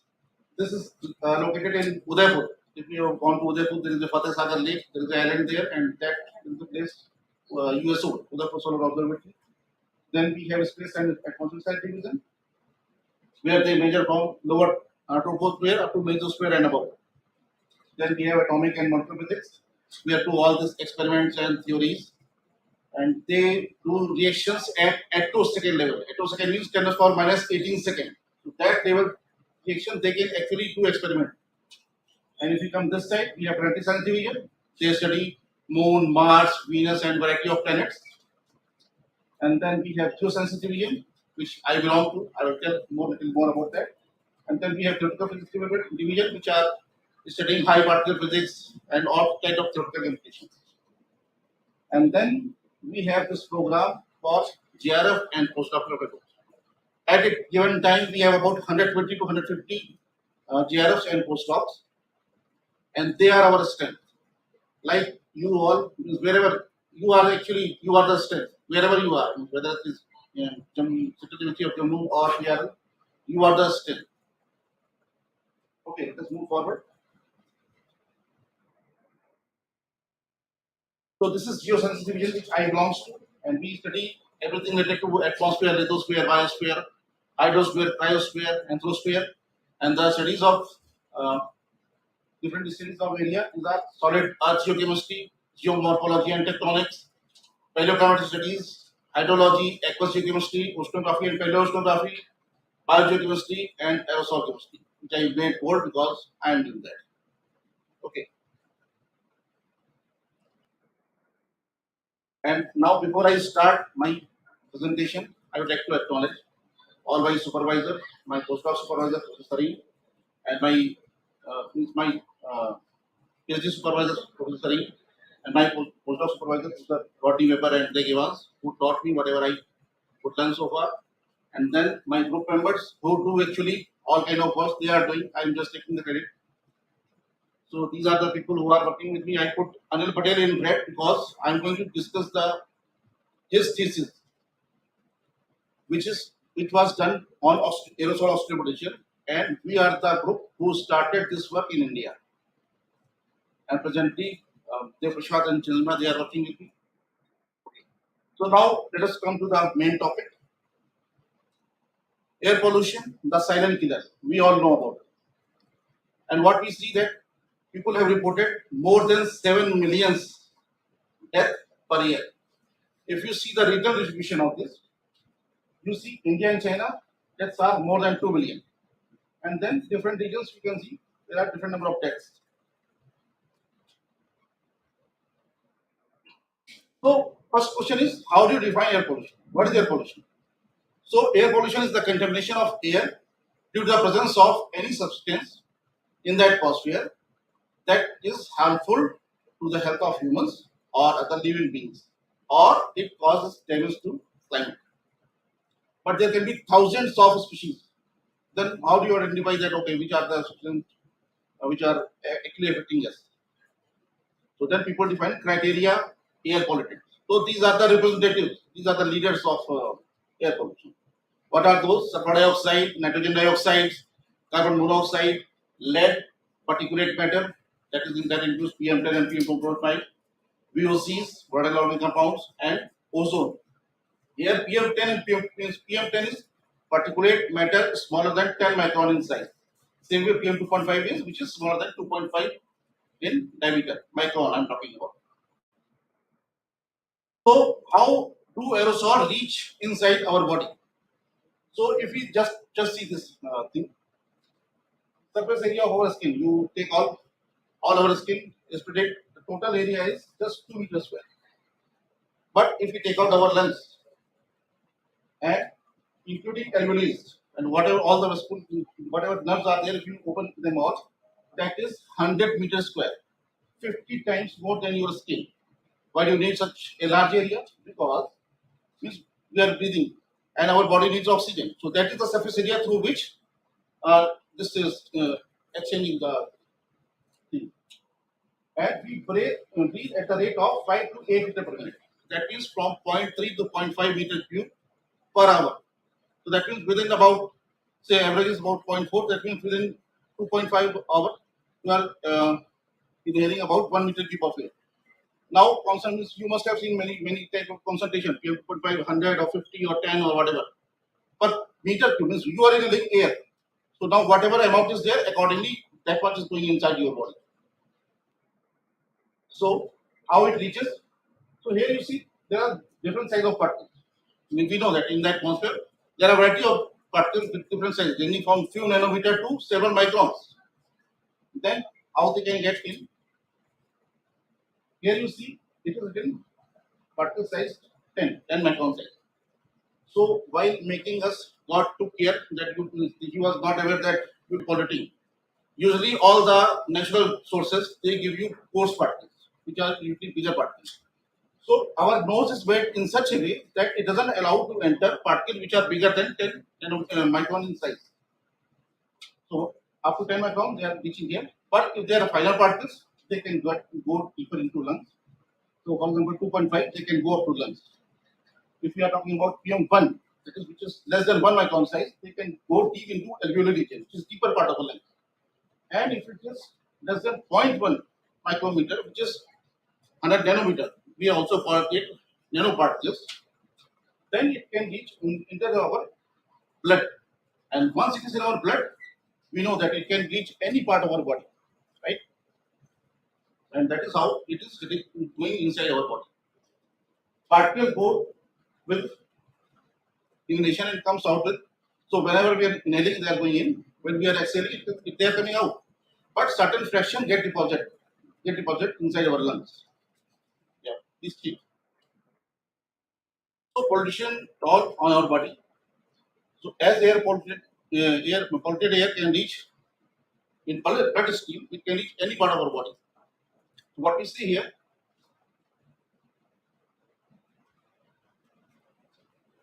these are things already reported. It can reach brain and it can cause Alzheimer or cognitive decline. Cognitive decline means your reasoning power, your thinking power that is getting reduced. He has already talked about that. It affects our nervous system, means Parkinson disease or other kind of neurodevelopment disorder. It affects our cardiovascular and respiratory system. That was the most known things, but now things are people are getting more and more that where air pollution can affect. Next. In addition, now people have seen that it affects our renal system also. That means chronic kidney diseases. It affects our endocrine system, which is causing obesity or diabetes. It also affects our reproductive system, which diminishes fertility or premature birth, low birth weight, etc. These are the things, some other things, society has stopped, and still people are studying that more and more things are coming. Then these effects can be acute or chronic. Now, what does that mean? So, we are inhaling air pollution. So, like somebody is giving me poison, and that person gives me potassium cyanide, I will die immediately. That is acute effect, immediate effect. Chronic means he is giving me polonium. So, with time, it is slow poison. It means I will die with time. Air pollution is mostly chronic effect. We are breathing, we are out, we are breathing air. So those we are keep getting. So we will die with time. So that is chronic effect. Now the most acceptable mechanism how aerosol affect health is this particulate matter generate reactive oxygen species that lead to oxygen imbalance and that cause various effects. So now what are reactive oxygen species?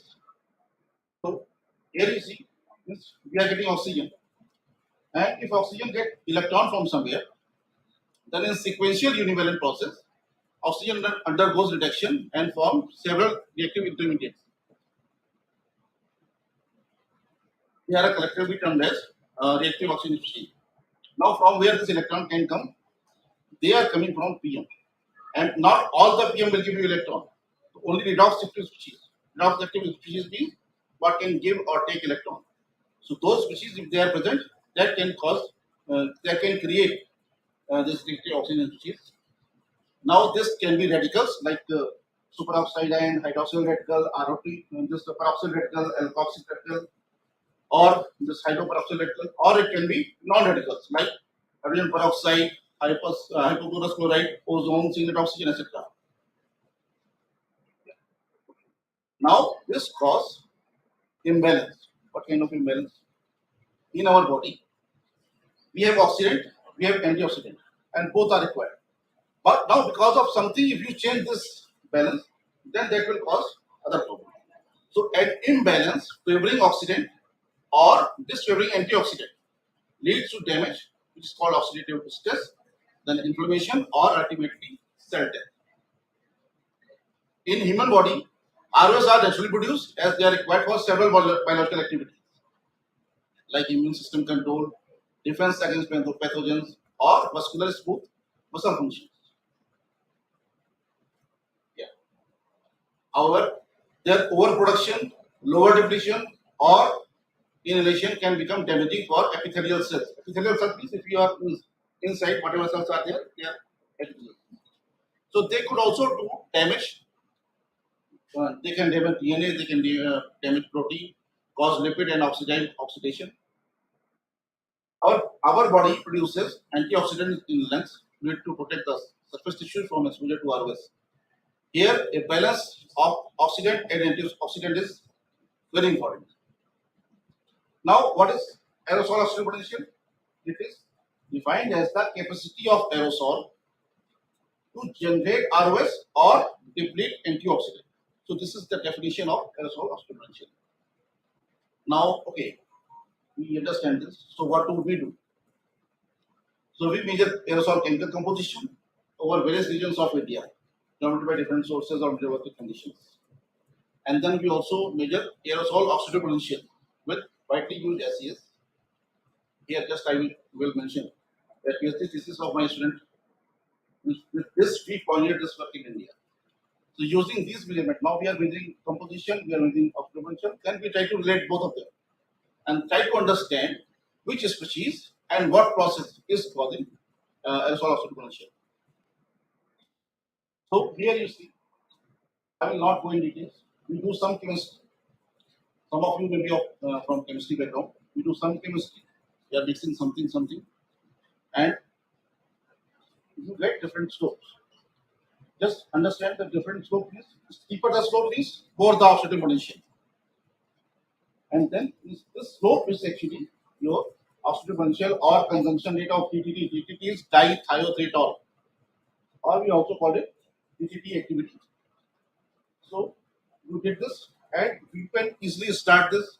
It just needs labor and skills. Instrument wise, very simple instrument. Just give a visual spectrophotometer and you can start this one. But skills are required, and it is too laborious. Now, once you have this slope, then you define in two ways. One is called OP normalized by volume filtered by air. So we were talking about how much air we are inhaling. So if we divide by that volume, that is called OPV. That is per unit volume, what is the OP? And now, same thing if you divide by aerosol mass.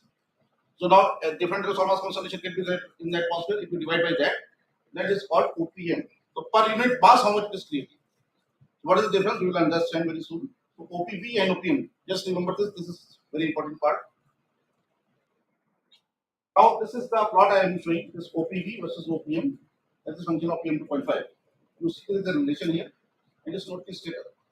For the similar mass concentration, OPM is ranging from here to here. So it means it is not depending upon the PM mass concentration. It depends on what are there. What is that composition? What is that PM is made up of? So if you write in terms of equation, so OPV is equal to OPM into PM. So the slope is actually the slope of this curve is actually OPM. So what we see, OPV depends upon both OPM and PM. See, if both are high, so OPM depends upon composition, which is high. It is not dependent upon PM mass concentration. Whatever is there in that atmosphere is not matter. What is that composition? So that is beside OPM. Now, where both OPM and PM concentration, when both are high, if these two are high, OP will be definitely high. But even if only one is high, say for example PM is very high, but OPM is less, then OPV will not be too much.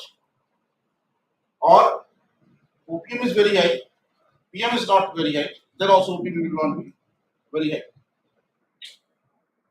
So what it means?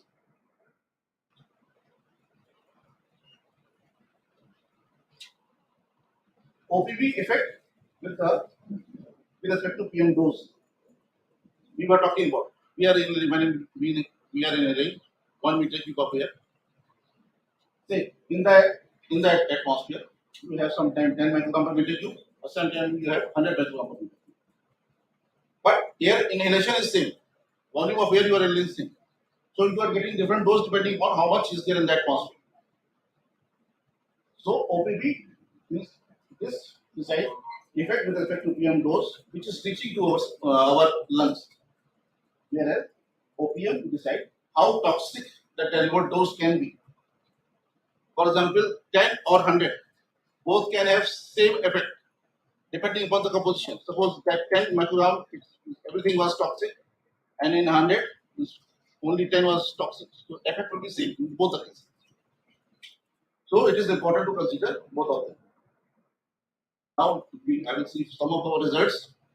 So this was the study, chemical composition of oxygen potential of PM10 over Arabian Sea. And here you see two bars, and they bar correspond to OPM and OPV.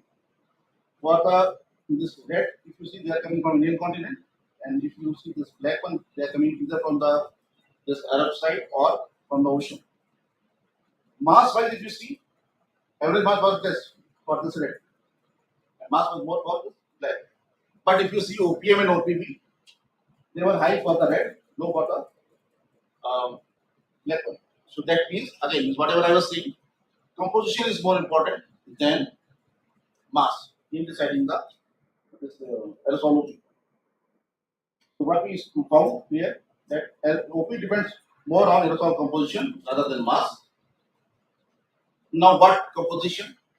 Water soluble organic nitrogen, water soluble metals, biomass burning derived species have much higher OP than those derived from mineral dust and secondly inorganic species.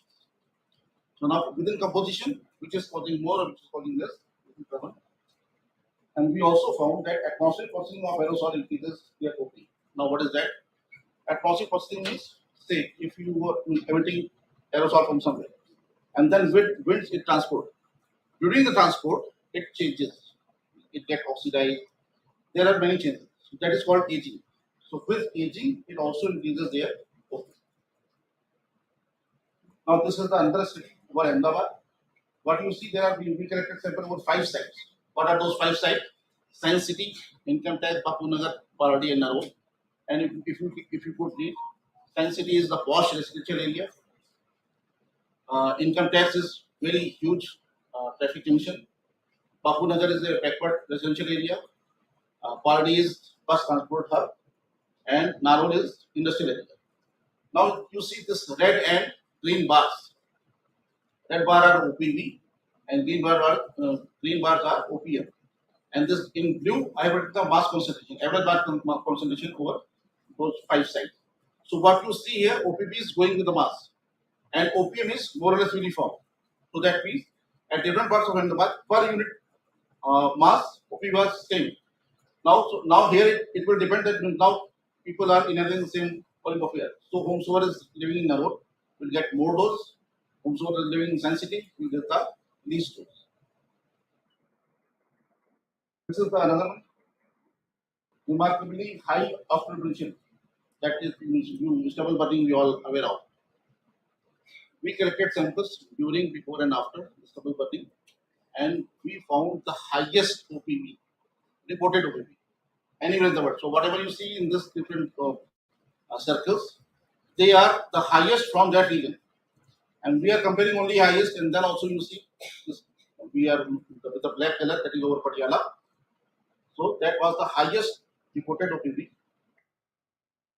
and we related this with the biomass burning marker, which are this OC by EC ratio or production by EC ratio, and they correlated significantly with OPV. That attest that this was because of the emission coming from biomass burning. Now we also found that aging of this aerosol further increases their intrinsic OP. Intrinsic OP means OPM.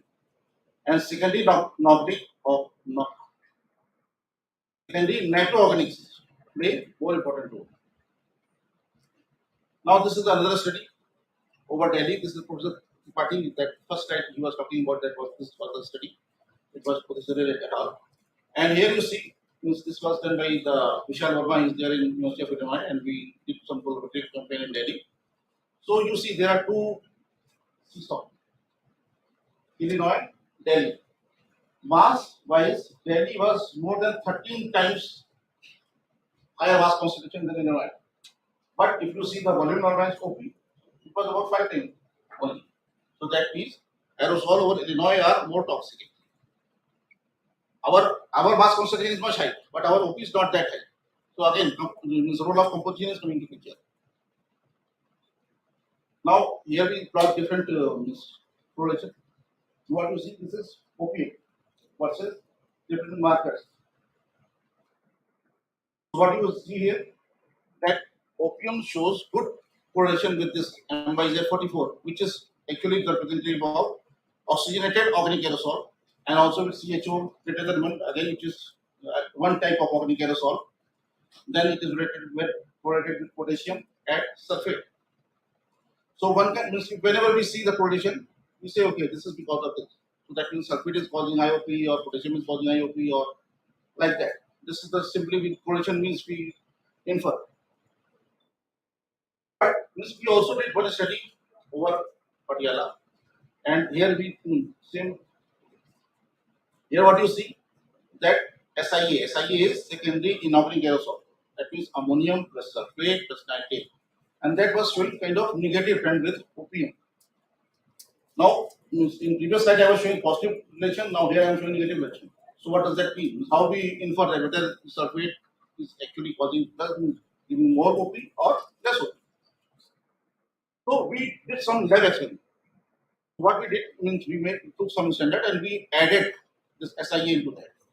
And what we found that SIA are digitally inactive. They don't cause any kind of hospital potential. So if you have higher mass, they actually, this article shows you negative potential, but they are not active. So what it means? It means don't see just correlation. That will not tell you. You have to understand the mechanism, how it is actually causing. And we also need more aerosol OP studies over different in different time and space. Okay, that is another one. Now time and space I'm talking about to some studies which are already reported. Most of them are by our group. And what you see here, again, color scale is showing you OPB, and this size of circle is telling you OPM. So average OPB, if you see that from one side to other, maximum variability is about 10 times. But if you see the OPM, it is about only 2 to 3 times. So what does that mean? That we have to consider both again, OPB and OPM. So for better air quality, mitigation strategies for reducing PM mass concentration alone may not be sufficient, and linking PM OP with significant health effect may be a better way to regulate the specific source of PM rather than overall PM mass concentration. So we are coming towards the end. So now if we are talking about relating aerosol and human health, so current regulation to protect health are based on PM mass. Society was talking about that. While PM mass often exhibit good correlation with toxicity, PM toxicity is more complicated than mass alone, and a combination of other aerosol properties including number, concentration, size, and surface area and composition. So when I was showing you that how the aerosols are going in, once they go inside our body, depending upon the size, 10 is remaining here, 2.5 is going deeper into lung, PM1 is going further deeper into lung, PM0.1 was going into the bloodstream. So that is there now it can affect in 2 ways. One is once aerosol is going in, it can form a layer which will obstruct the exchange of oxygen. Now other thing, now what we understood by now, that it can generate active oxygen machines, and that can cause further problems.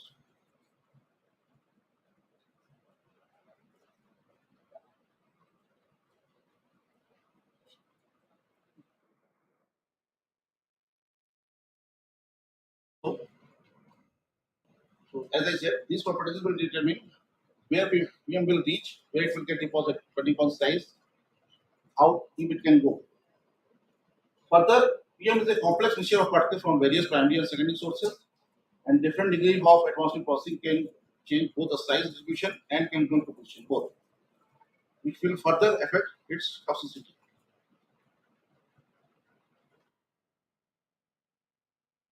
What are the take-home messages? It is important to consider PM concentration for health risk assessment due to the particulate quality, because PM measurements have a wide coverage area due to availability of satellite data, as Professor Sani was showing.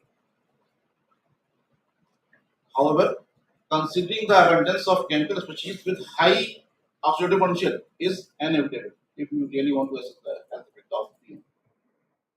Identification of species is necessary to understand their major sources by source apportionment studies, and which is also important in designing appropriate mitigation strategies. That means you don't want to reduce all the concentration down. Say today you're in Delhi or wherever, concentration is 100 or 200. Your only aim is not to bring down to 50. You have to identify that which species are actually causing, and you have to reduce that part mainly. Now it is important to assess aerosol OP with over selected sites. At least you make a network, means urban, rural, high altitude, coastal, like that. You make a network, and at least few studies, means few sites, you should have this aerosol OP studies. Now, further for deeper insights, there are elements with synergistic and antagonistic effect. Let me tell you a little bit about this. So there are two toxic species. This is toxic, this is toxic. And if they come together, they become more toxic. So that is synergistic effect. Now again, same thing, they are toxic, but if they are coming together, their effect goes down. So that is antagonistic. Ultimately, as the theme of this workshop is also that in addition to physicists, chemists, and environmentalists, involvement of epidemiologists and medical researcher is very important to understand the underlying mechanism, how actually PM is affecting our health. So with this, I thank you all for your attention. These are some of our papers. Yeah. So if you have any question, please feel free to ask. I encourage the scholars to please ask questions. If we make many, then you ask.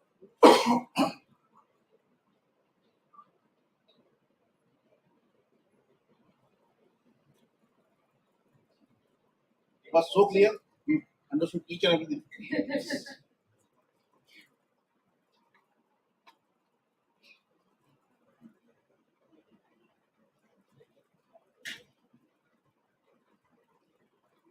Small queries there. I'm Kiran from Department of Education. I'm teaching education, I think, in Central University of Jammu.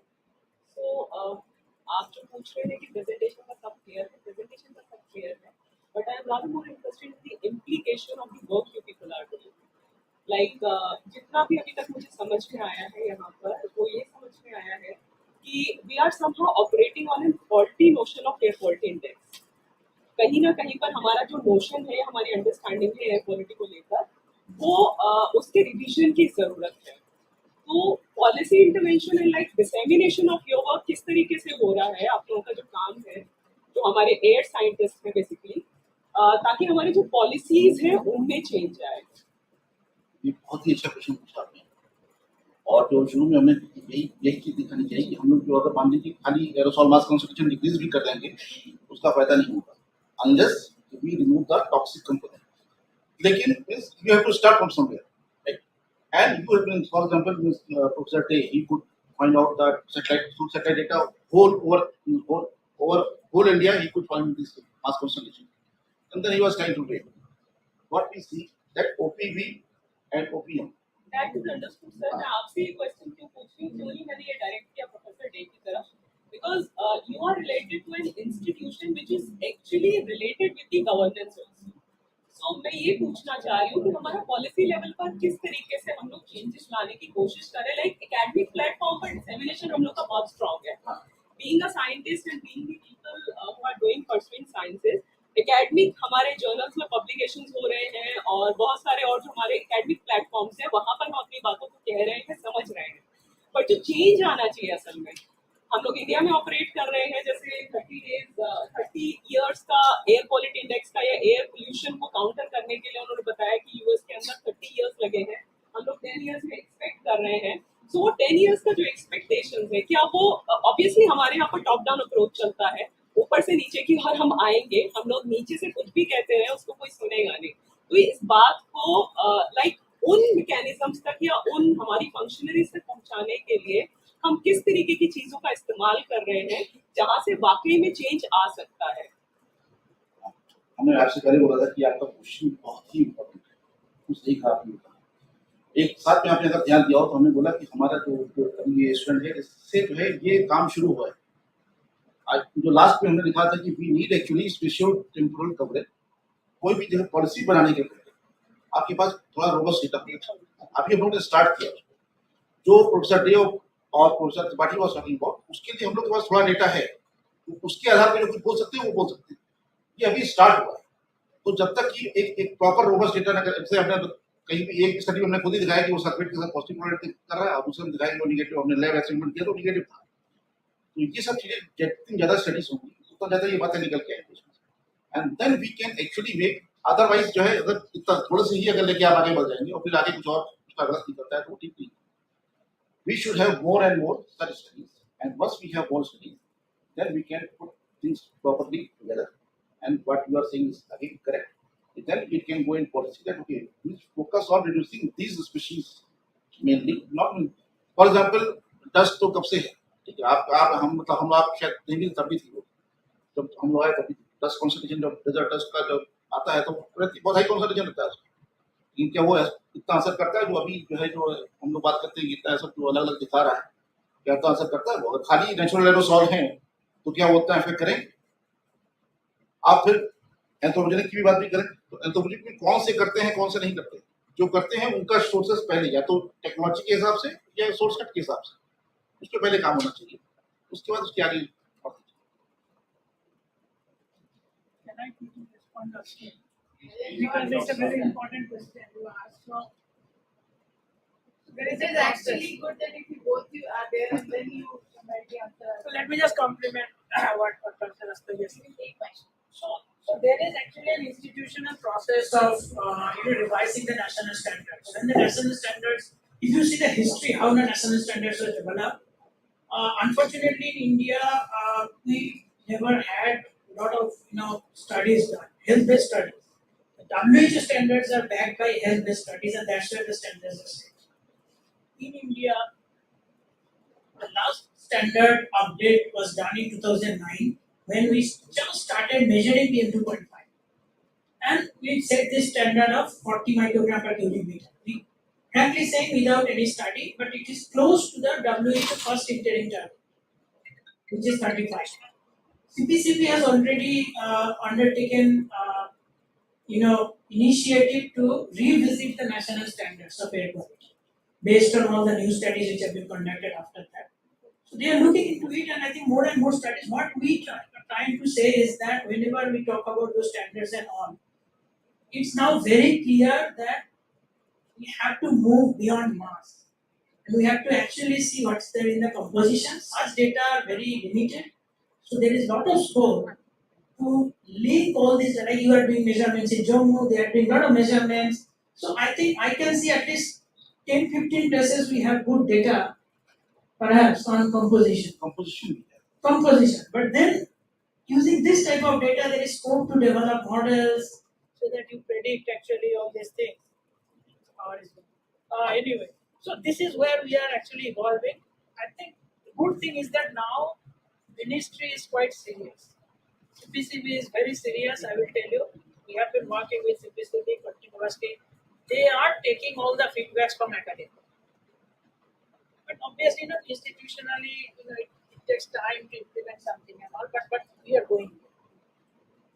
I was talking to Dr. Sarnik on statement. I was telling him that we have done a lot of work on chemical classification. So what is next? Next. Next is what he has also shown, right? Once you know chemistry, chemical composition. There is enough chemistry data available as we were telling. So I think we have to now. Yes, once you have chemical characterization, then we look into oxidative potential. Yeah. And I'm sure in Jammu, things would be very interesting because you have so much biogenic emissions and all. So actually, she has already shared some samples with us, and we'll be doing aerosol observation on that, and that will be coming soon. What things are look like, what some. Exactly, and then this type of data should be used to develop models specific for Jammu, specific for other places. Models means you can think of machine learning based models integrating with the satellite data. Because very important thing to remember is that not one particular tools or technique has every answer. And that is why you need to really integrate everything to get the full. But what data is freely available and what it is being analyzed, these models are developed. No, I mean, machine learning based model can be developed. Satellite data is freely available. But then one needs to actually develop the methods, set the algorithm done. What is really available is the basic data radius values and all. But once you have this type of data, one can actually think of developing algorithms to create that kind of data. Sir, when we talk about models, about particularly aerosol dispersion model, we need some these inventories which we are doing using these models. And this cooling effect of aerosol can have the impact on the temperature prediction of climate models. What is your take when we talk about this climate change and mitigation measures combined in these aerosol models? Because they have this cooling effect, and whatever we are predicting in the future of this that much warming up, so they will cool down that much as you have already talked about. What is No, I mean aerosol impact is much short term. Because greenhouse gas impact will be much longer. Even if you stop emitting greenhouse gas, they're going to stay here for several hundred years. So, in a way, greenhouse gases will win over aerosols. But what is important is that when you talk about climate models or even chemical transport models, yes, there are a lot of assumptions. In fact, most of the models do not have detailed aerosol representation. But now what Professor Rastogi's team and many other teams are doing. I think those kind of data are very, very useful, even in improving the models. I think this is what India should also look for. I mean, we are not talking about climate, but because you asked this question, I'm saying that yes, the kind of data you have in Jammu, very important data set to improve models. In fact, we have seen that like black carbon aging. Deepak was talking, Rastogi was saying, in the models it's very simplistic. And when we changed that, we found it impacts the aerosol life cycle, the time aerosol spend in the atmosphere, and everything. So yes, I mean this is what is again in an open area of research. I personally believe that yes, we must improve the models using this type of data. Again, this is a potential area of collaboration. Those who are doing measurements can collaborate with modelers and see actually how the models can be.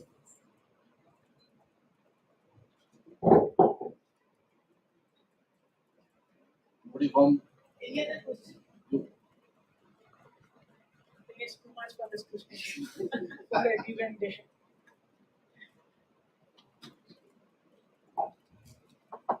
Thank you so much, Professor Neeraj, for your insightful talk. I request Professor the Head Department of Environmental Sciences to please present the memento for as token of thanks. So Professor Neeraj has told many things about aerosol toxicity.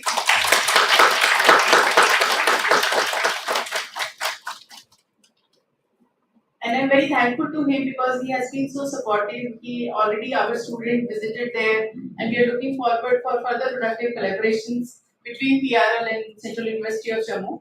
So with this, I think our sessions closes, and I can see our students are itching to leave because their buses are waiting outside.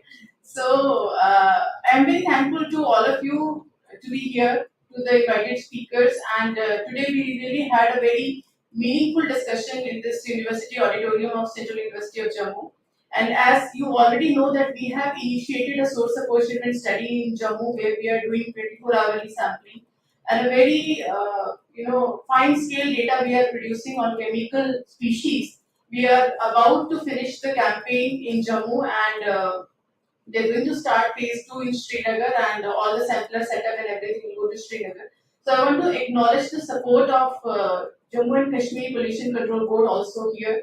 I want to acknowledge that because as we were talking, CPCB is very serious, ministries are thinking very positively. So one best part of this workshop I see is that very positive we were throughout the workshop, and we talked about very positive things, that we should not think that nothing is happening. We are talking about clean air goals. We are working toward clean air goals. There is a continuous, as you see, just the concept behind bringing academia and pollution control boards, ministries. They are working together. Different consortiums are coming up. So a lot of deliberations are happening. A lot of data is coming up, and we're very hopeful that today, like we're sitting in Jammu, and when we initiated this study, that time also I shared that it is just a start. So now we are having a data. Now ample opportunities are there to analyze it on different for different chemical species, like we are doing PRL, isotope analysis, and all. So this is just a start, and with this start, we are going to improve our understanding on models. We are also committed to have a better understanding of process level understanding of aerosols over northwestern Himalayan region.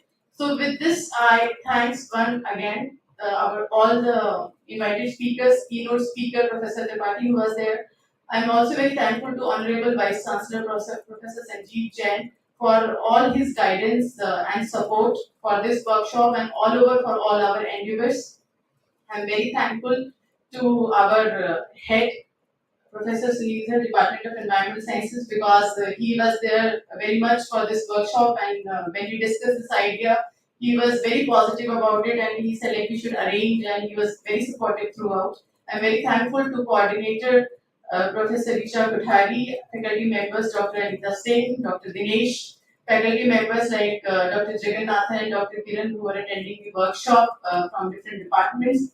I'm very thankful to all the people who are watching us live on YouTube, and I think that they will get benefited, and we all will get new directions and a better understanding of air pollution and health impacts.